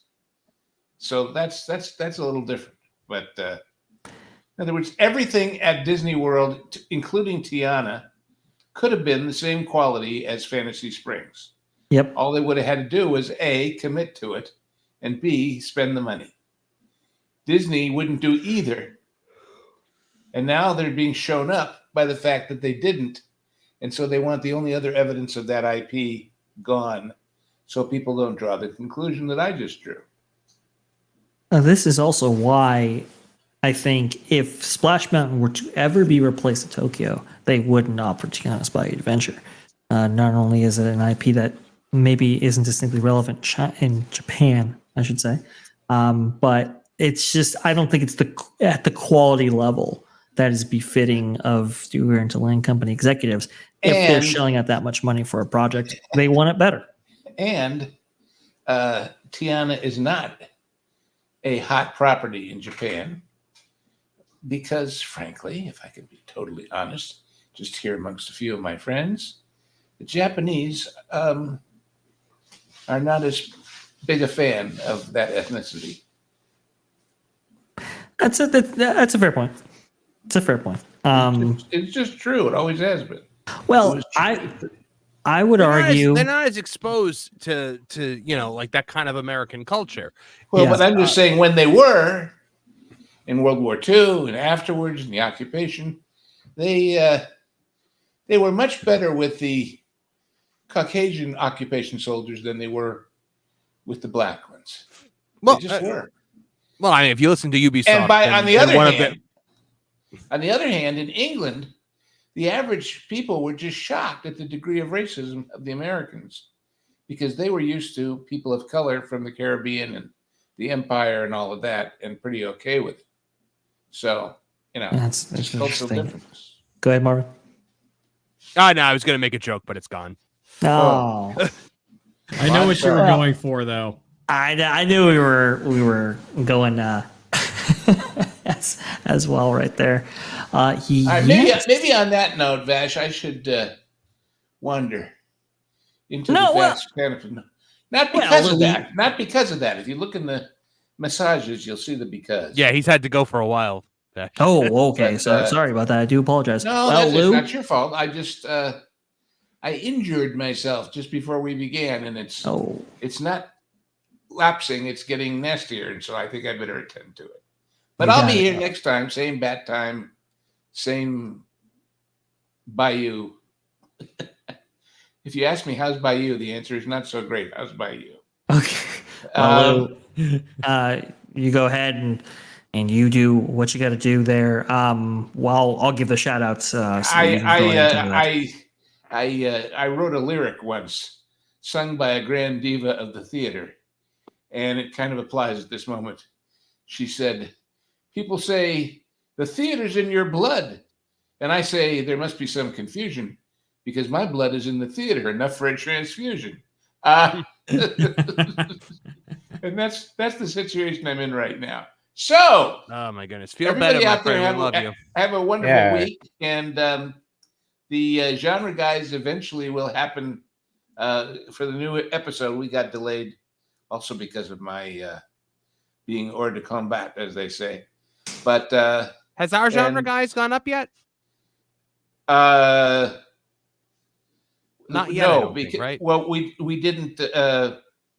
We were supposed to do it this weekend, and we didn't because I. No, I mean the one that I did with you guys, the Rocky one. Oh yeah, sure. Oh, good. Oh yeah, that's up for members of the Pro Channel. It will come here 90 days later, or not here to the other one. We have so many channels over here. I tell you, it's this is the golden era of podcast TV in its prime right here. So anyway, all right, I'm going to get out of here. And I love you all. And thank you so much, all of you super chatters and membership donors. And what can I say except adieu?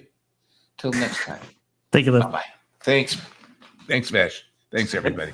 Bye-bye. Thank you. All righty. Well, hey, that's. I am glad that we had the time with Lou that we did. He stuck it out, and he's a tough guy. He's gonna be just fine right here. But I think this brings us to our next story. This one I kind of wanted to bring up because we talked about the declining state of Disney and how they're even with stuff that they're well known for, they just don't seem to be applying the same effort towards these things that they have been in the past. And I think that's been no more represented. It's not been represented better, I should say, than in the state of Fantasmic at Disneyland currently. This by Disneyland News Today, offshoot of Walt Disney World News Today by Bryce B. Performances of Fantasmic greatly reduced for Disneyland's holiday season. I remember a time when, especially during the summer and during the holiday seasons, it would be performing every single night. Apparently, that's not so. Disneyland Resort has cut back Fantasmic performances to weekends only moving into the holiday season in a possible response to the unionization of performers. That is unfortunate. The Nighttime Spectacular returned to Disneyland in May following a fire that destroyed the Maleficent Dragon, Murphy. The Nighttime run smoothly in recent memory following rogue fireworks and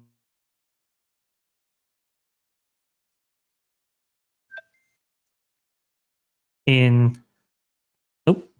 we still here? We're still here. We're here. Yeah, you were cutting in and out. Yeah. Oh, I see. I'll go ahead and read that back there. The Nighttime Spectacular returned to Disneyland in May following a fire that destroyed the Maleficent Dragon animatronic. That being Murphy, of course. The Nighttime Spectacular has been struggling to run smoothly in recent memory following a rogue firework and Mickey's finger fireworks misfiring. On Saturday, July 27th, the show performed with limited pyrotechnics.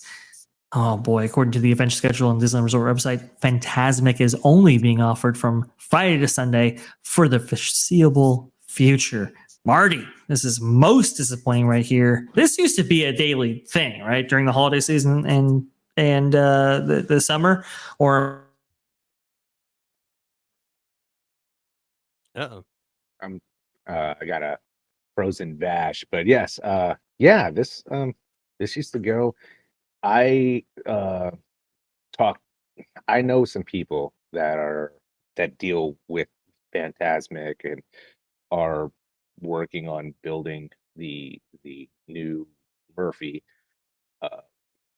They're also the same group of people that told me that there was some pressure on the performers about unionizing, and there were some unions. I mean, you got to remember, there's I don't even know what the number is. I mean, 20 unions or something going on at Disneyland.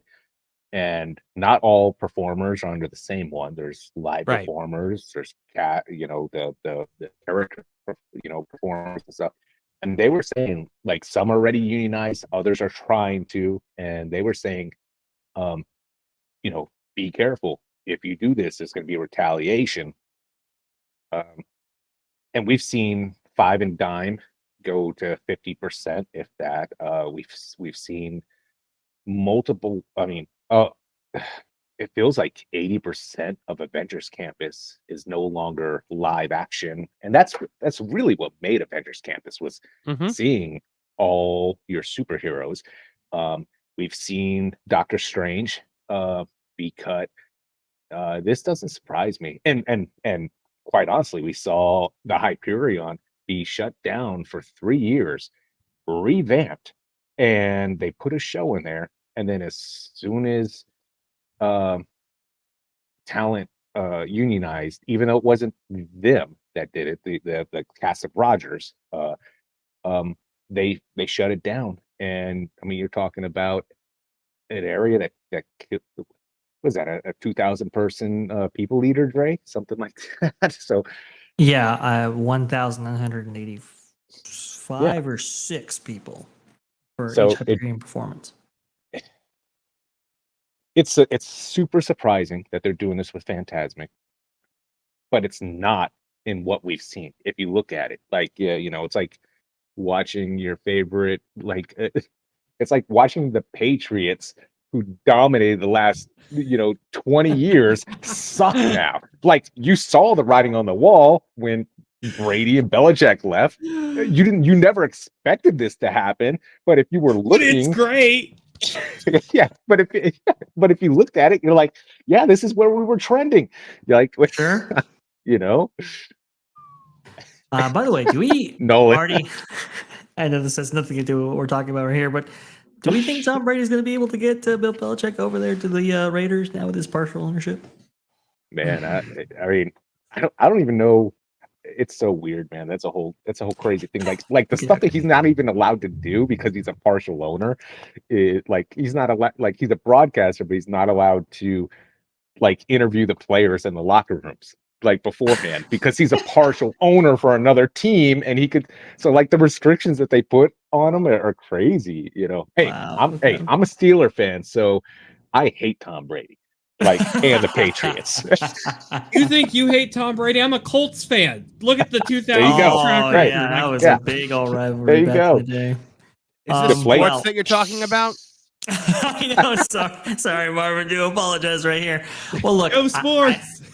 I think Marty's right in that this was the show of all shows at the Disneyland Resort. And really, Disneyland Resort was known for its entertainment offerings, really. In order to get people to come back year over year, because for a long time, we didn't have new offerings in the way of attractions and so forth. So to bring out entertainment options like Electrical Parade every once in a while, or Paint the Night and stuff like that, that's what Disneyland Resort was really known for. To have these things cut back the way that they have been, and to have the emphasis placed so heavily on attractions recently, it's partially why these things are breaking down the way they are. It's partially why people are getting kind of fed up with Disney product, because there's nothing new to come back to. Trey, to your point, just look at the response to we're gonna bring back Paint the Night. It was massive. People were just like, "Wow, you're bringing this back!" Like, this has been a fan favorite for a long time. My biggest, I hate to be like Debbie Downer, but I was just telling my wife, I'm like, this is so great. We got to go opening weekend because this thing's gonna break. Like, the paint the night. Like, I'm like, there ain't no way Paint the Night. I'm like, let's go see it now. At some point, go quick before it breaks. Matt's gonna get a flat tire or something. Like, I mean, too good to be true. It's too good to be true. We got to go now. Those costumes are very sus. Like they had big issues with the cast members in them before. I'm like, I don't know if they fixed that 100%. Let's. It'll be a new artistic interpretation of Paint the Night. It'll be Paint the Night black and white, and it'll just be white lights at nighttime. Yeah, I was like, let's not mess around, man. They're bringing it back. I'm not putting faith in that it's past opening weekend. Let's go. When can we do this again? Now. There were so many rumors when the Main Street Electrical Parade went back to Disneyland that Walt Disney World was going to get Paint the Night, and that never happened. But Walt Disney World is getting a new nighttime parade, and it's one of the things where I was like, I'll believe it when I see it. It's just they announce these things now and there's no excitement. It's exactly what Marty was just saying. You hear this thing and you're like, well, either that's not going to work or that's only going to work for a few minutes. Like, they debut these things. Look at Galaxy's Edge. They debuted Galaxy's Edge with all this immersion and all of this like story driven into it, and within the first year all of that was gone. Yeah, Marvin, well, they just killed us with Blue Sky, man. Like, and know that. I mean, they keep telling us, hey, what if we did this? What if we, and they tease us. And it's gotten to the point where, I mean, I have to actually see it to believe it. I've got to be there. I got to, Disney Forward is a big thing over here for us. And until there's a shovel on the ground, and even then, I'm going to be skeptical. I mean, it's just not the same anymore. Remember back when Tiana was actually supposed to have a freaking boat at the top of the mountain? Like, what happened to the boat? Well, I mean, look at what Communicore Hall was supposed to be. It was supposed to be this futuristic Jetsons like structure, and now we've just got bleh. It's terrible. It's awful. It's over promise, under deliver. Unfortunately, is the motto of the day, which I think that brings us to our big lead story of today, right here, the one that you've all been waiting for, the one that Marty has so generously joined us for. And that is to talk about the opening of Tiana's Bayou Adventure, not at Magic Kingdom, but at Disneyland Park. Yes, they're having public previews now, and people have been signing up for that virtual queue in order to get their chance to ride Tiana's Bayou Adventure. And here's the thing, folks. Yes, I was just about to say, Marv, it's perfect. If you can actually get on, that is. So the virtual queue is not where your your issues end, unfortunately. You can see right here, this is Disney touting this version of Tiana's Bayou Adventure at D23. And we've seen a little bit of the exterior and all that. We went over how they unveiled a lot of that with the removal of some construction walls on the side there. But now we actually have people getting, let's see here if I can get to it. Why are you teasing us with the briar patch? Yeah, I know, right? Yeah, rubbing it in. Well, I that was something to cool make the point. used to be here. Yeah, that was to make the point that unfortunately it's just been a downgrade every step of the way. Briar patch right here, now raised berets. You can see they got rid of a lot of that foliage on top, which is really very sad. A structure that's been up for 1956, 1957, the Indian Training Post. But you can see the virtual queues right there, and they ran out within minutes. So that's something. Yeah, it was like a second. By the way, there were so few. The single most infuriating sentence in my universe is "Gritty is ready for adventure," because when you sign up to this virtual queue and you see that, and then 8 hours later, because the ride has broken, you still see it. You come to hate that rabbit as though he committed horrible acts upon your family.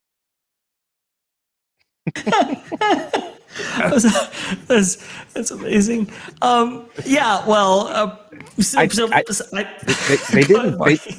they didn't do like you're used to, like, okay, I'm gonna be boarding group 60 or something, but they did like I don't know. I didn't follow it. I wasn't gonna be there. I'm not like an influencer or anything, so I wasn't trying to get in there right away. But apparently, this thing ain't even opening until like 3:00 in the afternoon. No. So like the window is very limited in the first place, and I'm I'm like, well, why do that? And maybe they got to run this thing, and we'll get into this in a little bit because we know we know the ending of this story. Yes, maybe they need to run it a bunch in the day in order to even start putting guests on. I don't know, but so I heard that these days are being shared with cast member previews. So cast members are going first earlier in the day, and then later in the day they're opening up to Magic Key previews. I think that's how it's working, but I could be wrong, Marty. Well, that makes sense then. It's interesting because, like Marty was saying, the very low boarding groups, I think it topped out at 20, and everything beyond there was like a backup boarding group, which guess what, folks? It's Tiana's Bayou Adventure. Do you think we got to backups? We didn't even get to all the ones that actually got a boarding group. Tiana's curse strikes again, unfortunately. We have a few posts from Mondo here, who Mondo being Five Fires or the Cali Bay. It's not Tiana's curse, by the way. It's the curse of Brer Rabbit. Yes, it is the curse of Brer Rabbit. That's very accurate there, Marvin. You can see just the amount of chaos that descended on this part of the park here. Apparently, they had to actually close off the back of Bayou Country, previously Critter Country, and actually closed off the Winnie the Pooh ride. They changed its name to Bayou Country. They changed it to Bayou Country. Yes, Mark. Oh, there's already a New Orleans Square. Why don't you just make it the New Orleans theme park at this point? Look, I stayed at Port Orleans Riverside this past week, and if I never hear jazz music again, I will be happy for the rest of my life. But you know, we stayed at Port Orleans Riverside, and then we rode this ride first thing when we got to Magic Kingdom, and I was just kind of like, man, I'm so done with the New Orleans experience right now. I can't even imagine with like multiple lands dedicated to one city. Well, New Orleans Square has always been like one of the best lands of all in all of Disneyland. Unfortunately, Tiana's influence has been overwhelming, which is really sad. And we all thought that they were going to keep the Critter Country theme because, well, there are critters inside. But apparently, nope, we're going to go with Bayou Country.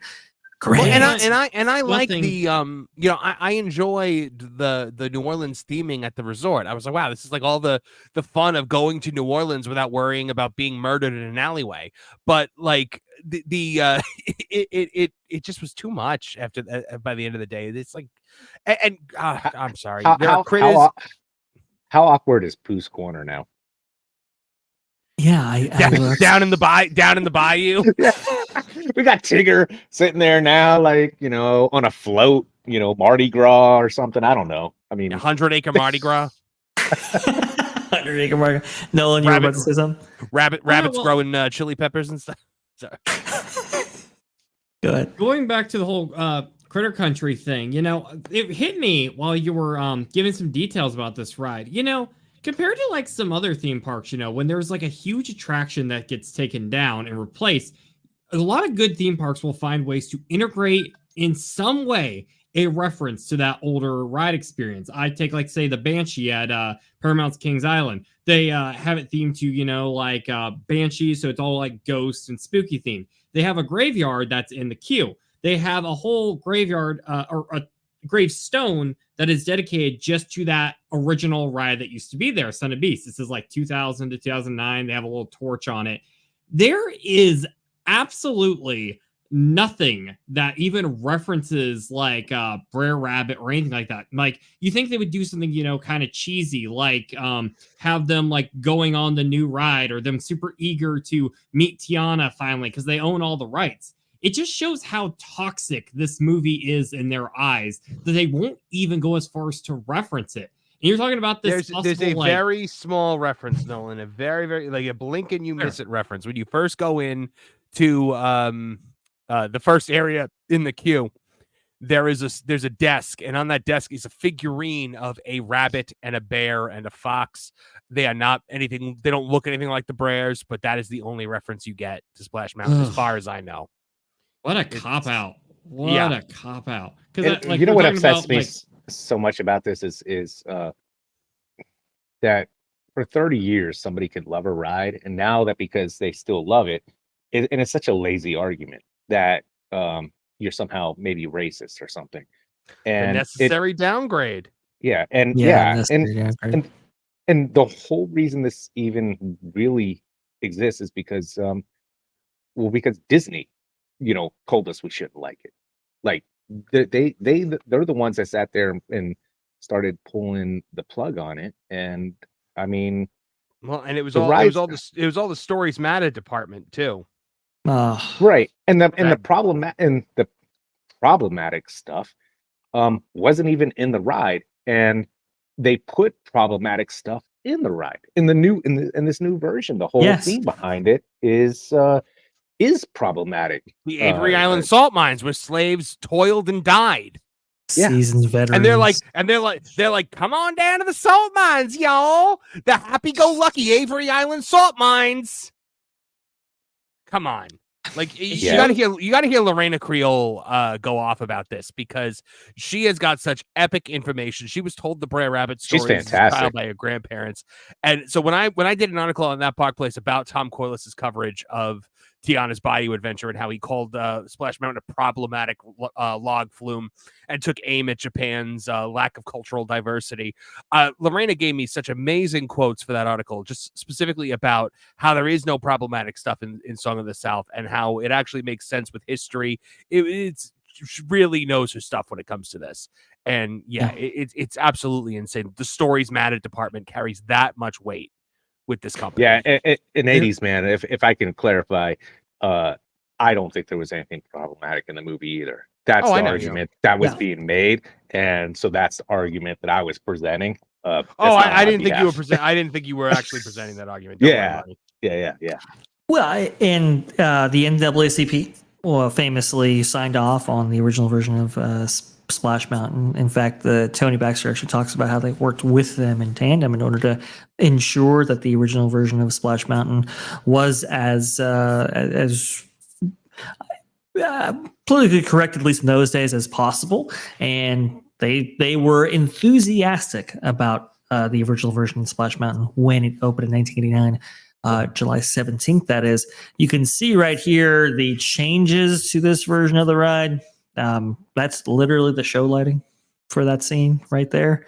And you can see his eyes are obfuscated by the shrubbery there. Looks like we still need some work here, folks. But it was literally, when I was riding that thing for the first time, it was just a how dare you stand where he stood. Yes. Well, that's the thing, Marvin. I know you've yourself have had problems even getting on the ride, and apparently, well, that happened here on day one. Apparently, it broke down not once but twice. About an hour and 40 minutes into it being open for previews officially, it broke down for a reported 2 hours, which is no good at all. Yeah, when we finally got on it, I longed for the days when I couldn't get on this ride because I was just like, man, I miss not knowing how bad this is. Was your experience at all like mine? Did it break at all during the ride? We kept there were a lot of delays, which means that the logs behind you slam into you at high speeds and give you whip because the current when you're in the spot where the current's taking you, you're still gonna continue to be taken. And it was terrible. Yeah, I called the Vash last night and I said, check your X messages. I just sent you a link. The ride's down and they're live videoing it. Yeah, live streaming and they're getting walked off and it's just like they're just like, hey, we've been here for like 20 minutes now. And I'm just like, the ride opened like 3 hours ago. So those live streamers, you were saying they were caught on the base of the third lift hill, and they were stuck there for 40 minutes, which is just, I mean, it's so emblematic. They were TikTokers, and I don't really do TikTok, but my wife, she was like, she goes, so there's been people stuck on Splash and she's still, everyone says still going to say Splash. I mean, like if you're 30, of course, like so, people been stuck on Splash for 40 minutes. I'm like, are you serious? She goes, yeah, they're live, streaming this. I'm like, all right, I'm calling Vash because he's got to watch this. And it's just like they're just sitting there and they're just waiting. I mean,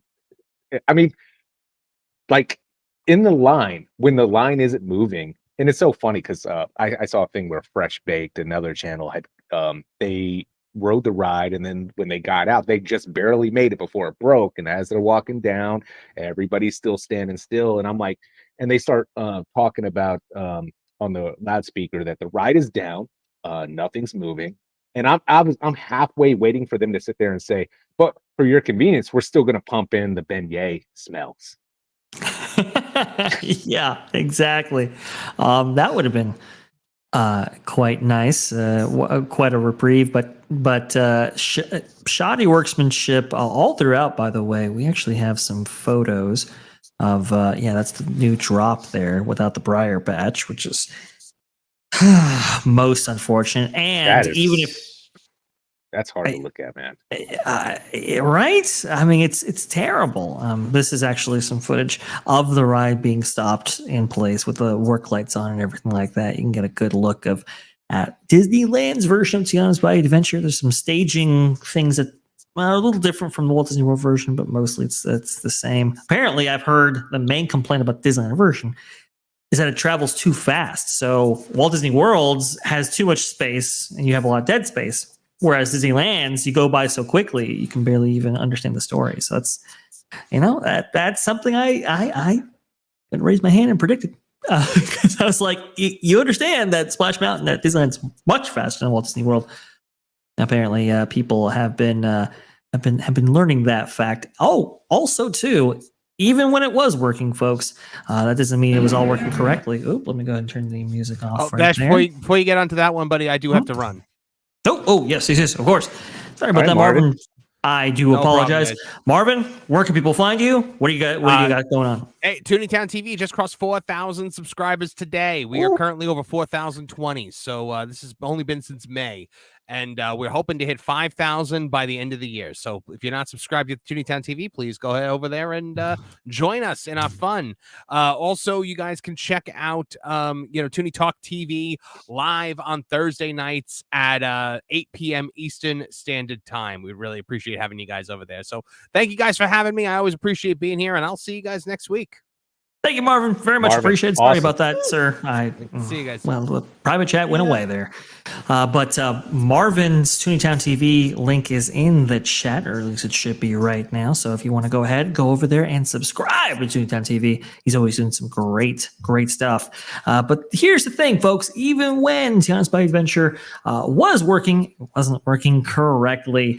Here you go. This is the first day of previews right here. You can see Tiana there, and she is moving. However, she's not addressing the guests directly and not delivering good dialogue. She's supposed to. She's supposed to be saying stuff like, "Hey, Lewis is up there looking for some bandmates. Why don't you go ahead and help him out?" And you can see right there, she's not acknowledging guests at all, apparently. And we confirmed this by, another live streamer. So this is a different live streamer who was able to stream this ride. And you can see right here, not acknowledging the guests. Smile and wave, boys. Smile and wave. Smile and wave is indeed exactly. This thing has been just a disaster from stem to stern, and apparently it's making its way west coast. Good. So being on the West Coast, I'm not as familiar with Walt Disney World's. I know they had major issues for like weeks and weeks. Have they fixed? Are they now running smoothly, or are they still having issues? Vash. From what I understand, they're still having issues. I No believe bueno. actually a No couple bueno. weeks ago. Yeah, because that's what I keep hearing. Like I'll watch a YouTube video or something, and they'll be like, Walt Disney World had their issues too, and I'm like, to my knowledge, they're still having those issues, and like it has to deal with everybody's Monday morning quarterback trying to find out if it's like sensors with humidity or anything like that. But we don't have the humidity out here, so if this type of thing continues out here, that ain't the problem, man. It's not the humidity locking sensors up on animatronics that are stopping things. It's something bigger, and they haven't figured it out yet. No, and I don't think. I think eventually they'll work out the kinks, but it's been months, and it's been having issues every single day practically at Walt Disney World. They might be increasing uptime, but I've heard it's sensors. I've heard Mickey Hughes, who has pretty good sources on all this stuff, has said that before. Partially, I think that's also why the Tiana may not have gone off, is because some of this stuff is triggered. So when a log passes a certain point, that's when the animatronic, reacts to that, and maybe they're having problems with even that as well. I do think they'll get it sorted out, but it is one of these things where it's like, okay, this ride was working for, 30 plus years, 1989 without issue, or 1992 or 3 or whatever at Walt Disney World without issue. Why, for an attraction that was working just fine before, why isn't it working now? That's the question that's on everybody's mind when it comes to this attraction. I can't explain it, but apparently they did it again at Disneyland, which is just absolutely insane when you think about it, because Disneyland, it's really imperative that it be up as much as possible. But go ahead, Mark. And we're still 90 minutes away to find out episode 2. Is it gonna go down again? Because it's 1:30 our time, and those things open if it goes down with a cast member on it, like if you said like the CMs are getting the early ones, we're not going to see that because they're not allowed to show that. They're not allowed to go on Twitter and say it's broke. It's just like we don't know what's behind the scenes. They're not allowed to complain. Like they can't do that type of stuff. So so at 3:00 we'll find out, you know, does this go down again in an hour? How many times did it go down for the CMs, you know, in the first half of the day, you know? Yeah, I mean that's we don't know what the numbers for the cast members were at that point. Yeah, I do agree, Gregor. Those critters pale in comparison to the Mark Davis critters. They really do. If you look at the finale sequence like we were playing before, you can see that they're like they're two actuator type critters, and it's like the range of motion that was available for those Mark Davis animatronics was quite stunning, and they've all been replaced, which is unfortunate. I think there's 48 total animatronics.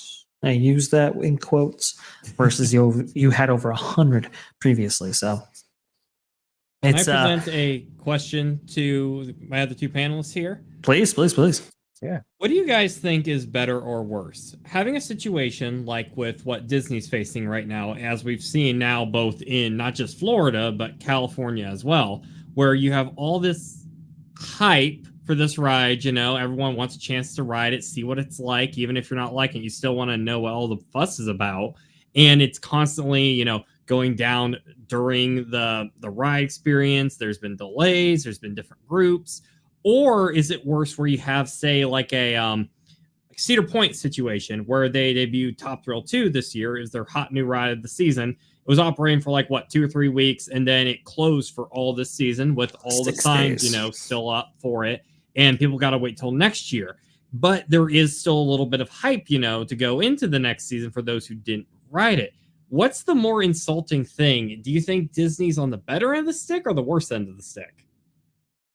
I would say because it's Disney, they're on the worst end because they're Cedar Fair, you know, Six Flags, you know, all these parks, they're not the standard.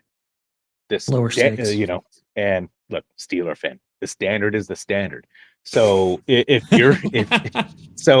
Disney, end talent, so Disney is the standard, then I mean, it's Disney, right? Right, Vash, right? No, like you can't the king strike. You can't strike out looking. You have to, like, you have to. You know, you've had enough time. It's slow pitch. You got to knock this one out of the park. You have to be able to do this. They did this with Toontown as well. Toontown opened up. The ride is the only thing that worked in the dang park, in the land. Like everything else that looked like, all the looks and the feels were broken for, I mean, almost a year. Like, I mean, 7-8 months, truly, you know. I feel because it's Disney, you have to get it right the first time. Like for the price tag. Yeah, very well said. I mean, my opinion. Paying for premium. I mean, the stakes are higher with anything Disney. They spent hundreds of millions of dollars per version of this attraction, so that puts them in a bad place. Replacing Splash Mountain, a beloved attraction like Top Thrill Dragster. I know people like that attraction, but like it was beloved world over. Highest rated attraction on things like TripAdvisor and stuff, you know. So I think that all puts it in the category of it's got to be Disney. Now that's not to say Top Thrill 2 and what happened there wasn't bad. I mean, that's just terrible. It was only up for like, I think 6 days or something, and then it went down and never came out. But in Cedar Point's, to defend them a little bit, the thing about Top Thrill 2 was that Dragster had to be replaced after that last incident, and after, you know, the uptime incidents, and it being a prototype coaster and stuff like that had to be remedied. Whereas Splash Mountain didn't need to be touched at all. That was a decision the company made, and they put themselves in this issue in this situation. Go ahead, Mark. Yeah. Well, great. I mean, to your point, like I know I tweeted something last night, and and it kind of speaks to this idea. I was like, did they really rocket rod this thing? Because People Mover didn't need to be touched either. It was beloved, and Rocket Rod lasted a hot minute, man. A hot summer, hot girl summer, or whatever they call. Yeah, it lasted about a summer, and they were like, "We broke the track with this thing." So it people lasted don't know. As long as a Kardashian marriage. Exactly. If people don't know, for the debut of the 1967 version of Tomorrowland, Bob Gurr's amazing People Mover design was implemented, and that is the design that we see associated with the Omnimover attractions like Haunted Mansion, for example. We also see a variant of that for like Pirates of the Caribbean, Snow White. I'm sorry, Small World, I should say. Sorry, very much apologize. And so like the People Mover stuff is just solid, rock solid, and that's why it's still in use today by those various attractions that have picked it up. Well, Disney, in their infinite wisdom, decided, you know what, we needed a new e-ticket for the 1998 version of Tomorrowland. So we're going to replace the People Mover with the Rocket Rods. These things lasted for a season, I want to say, Marty. And then they were taken offline. We're going to make some adjustments. And then eventually it never reopened again. And that bear track has been over our Tomorrowland for over 20 years. Yeah, they broke the tracks, and it's even worse because they would like to remove them, obviously, right? Because like this is a massive hurdle in the middle of Tomorrowland when you're walking through. But from what I was told is I was told from sources that they liken it to a cancer, and they said that it itself is not, you can't remove the track just from the front because it's already infiltrated the kidneys. It's spread to the lungs because it goes into Star Tours. It goes in through all these things, and it compromises the integrity of the build with today's like we know like if they like Matterhorn is very compromised. They can't tear it down and rebuild it because today's codes say it would have to be larger. So it would actually, the base of the mountain would have to go into like Alice. And I mean, now you're cutting off a walkway, you're cutting off a parade route. Yeah. So it's the same thing with this. In order to remove the track in the that we see, they have to remove the track that we don't see. And that compromises those buildings. They can't do that without tearing it down, which doesn't happen until there's a complete demo of everything Tomorrowland with the exception of Space Mountain. This is also why I think they've been pushing off a redo of Tomorrowland, because that needs to be addressed, and that'll probably require more money. By the way, folks, though, the ultimate saying of today, of the entire stream, and even the pro stream, if it ain't broken, don't fix it. Just keep it there. Whether it be Wesley Snipes being part of Blade or Splash Mountain, doesn't matter. If it ain't broke, don't fix it. Okay, the people like what they like. Give them what they like, and everybody will be happy. You don't have to worry about these things. Am I right? Or am I right? Give the people what they want.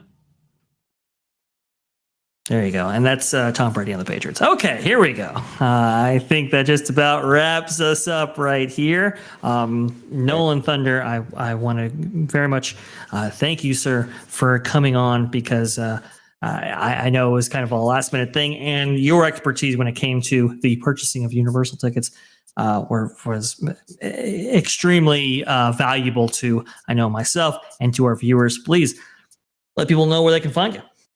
Thank you very much. It's always an honor to be here with such an amazing panel. Vash, you do amazing work here, so be proud of yourself. If you like these opinions I've been given here, which are kind of hot takes sometimes, but if you want to see me in a more documentary-esque sense, I talk about a lot of video game mysteries and other kinds of internet mysteries. I talk about everything from video game urban legends, hoaxes, and bizarre occurrences you may not have ever heard of. I'm currently in development of a little documentary on if a older Super Mario game, Super Mario 64, was built with an experimental 1990s artificial intelligence. And there's been a lot of apparent found footage online of people experiencing differences in their copies compared to, say, their neighbor down the street. It's a very fascinating one. I'm currently aiming for a spring 2025 release, and I do have more episodes of my show on my channel, on my show called Lost in the Files. There's a playlist of it on YouTube. So if you're interested in that, please check it out. Awesome stuff. And definitely subscribe to Nolan right here. Let me go ahead and put the channel in the chat right there. If you haven't subscribed to Nolan yet, you should. What are you doing right now? And also, too, Marty, I know you got one heck of a Twitter account. So feel free to promote yourself, Marty. Where can people find you? Yeah, you'll find me at the at on the screen here, Marty084. I do a lot of other stuff, man, but I have opinions on Twitter, X, whatever you want to call it. Absolutely. And it's and I really just enjoy. Yeah, I really just enjoy anytime you have me on, and I can make it, and then being a part of an excellent panel. Like, I found the stuff before I even got on could get on. I was listening with Nolan, fascinating with everything he went through. I mean, you just have the best people on, man. You have the best guests, and hey, it's an absolute pleasure. That awesome. To give any opinion, on your show. I very much appreciate it, Marty, and I love talking shop with both you, Nolan, Marvin, everybody, Lou. It's been a whole lot of fun, and hopefully it was as fun for you guys at home as it was for us. Also, too, I think I didn't miss a super chat, did I? I might have. Okay, well let's make sure we do the business right here. I do apologize to the mom with 199. Universal does Disney better. TBA isn't Kawaii. Interesting. That's Colts fans unite. Sorry, I'm pretty sure the mom is a Colts fan, so I had to get that out. Yeah, Tiana's Bayou Adventure. Yeah, not so good right there. I don't think it's much of anything right now, unfortunately. But the mom, thank you so much. I know you joined us for the Pro channel as well. So thank you so much for the 199. And Go and Shogi, I blew a fuse on the streams last night. The Disneyland streamers were shilling hard. Quote, if anything was to replace Splash Mountain, this is it. I'm still salty. This is there's going to be a different mentality for Disneyland streamers than there might be for Florida streamers. I'm just going to put it out there. Oh yeah, they might be a little bit more receptive to this. Is that right, Marty? Yeah, it's going to be. I don't know. In my opinion, it's going to be. The whole thing's going to be bad as far as like out here. They're just gonna they'll take however bad it is and still be cool with it. In my opinion, to me, I don't get it. If the ride worked and it doesn't work, why ever accept lower standards? These are premium experiences. You're paying over $200 to get into Disneyland nowadays on a tier 6 ticket. $1,700 for an annual pass. Why accept anything less than awesome? Go ahead, Mark.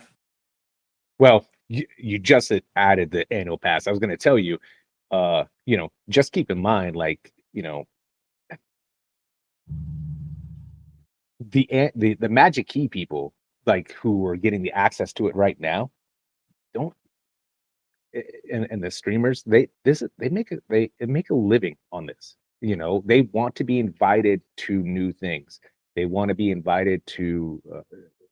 I've seen people have credentials pulled because they were honest on a review with Disney.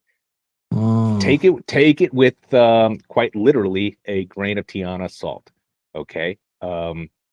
Wait until people start getting in there, and the regular people, not cast, not Magic Key. I'm a Magic Key member. I'd be honest, when I went in there, but I'm not. But again, I don't make social media content or anything. I've got no blood in this game. I mean, I'm mad if I'm waiting in line and the ride breaks, and I've got a virtual queue and I can't get in there. And I'm fine with the idea that things break, but if it's like anything like what they have going on the East Coast, I'm not cool with that, man. That means the ride is broken. It's not just down, and there's a difference between that. Did you break the ride, or is the ride just down? Well, I think the Imagineers broke the ride, to be honest with you.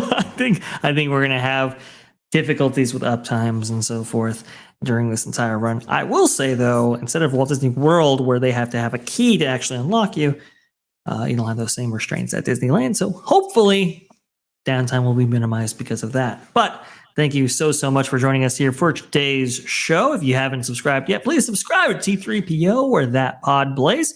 We're going to be debuting a new time for the show. It will no longer be at 2:30 on Tuesdays.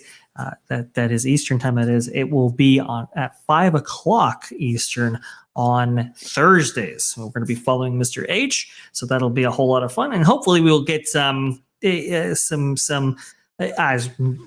mean, I love the panelists on here, don't get me wrong, but there are some panelists that have wanted to incorporate in the show, but I just haven't been able to because of the time differential.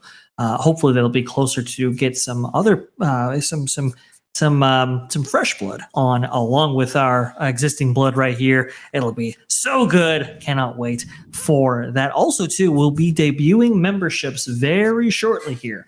I think for the month of December is when we're actually going to be debuting memberships on this channel right here, where you're going to be getting exclusive content, advanced content, and so forth. Keep on the lookout for that. It's going to be a whole lot of awesome stuff right there. And also to T3PO online at yahoo.com for your questions for Hollywood Backlight with Lou and you every single Sunday at 2 p.m. Eastern. And the Genre Guys was supposed to premiere on Saturday. Unfortunately, guys, I couldn't actually fit it into the schedule, but it will be coming back onto its regular scheduled day on Saturday in the upcoming week with Buckaroo Banzai. That should be a whole lot of fun. But without further ado, let's go ahead and get you on over to the HCast. Mr. H Reviews, that is. It should be on right now.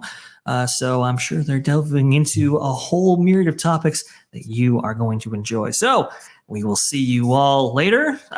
Subscribe if you haven't subscribed. Like this video if you did like this video. And, we'll see you all next time. Goodbye, everybody.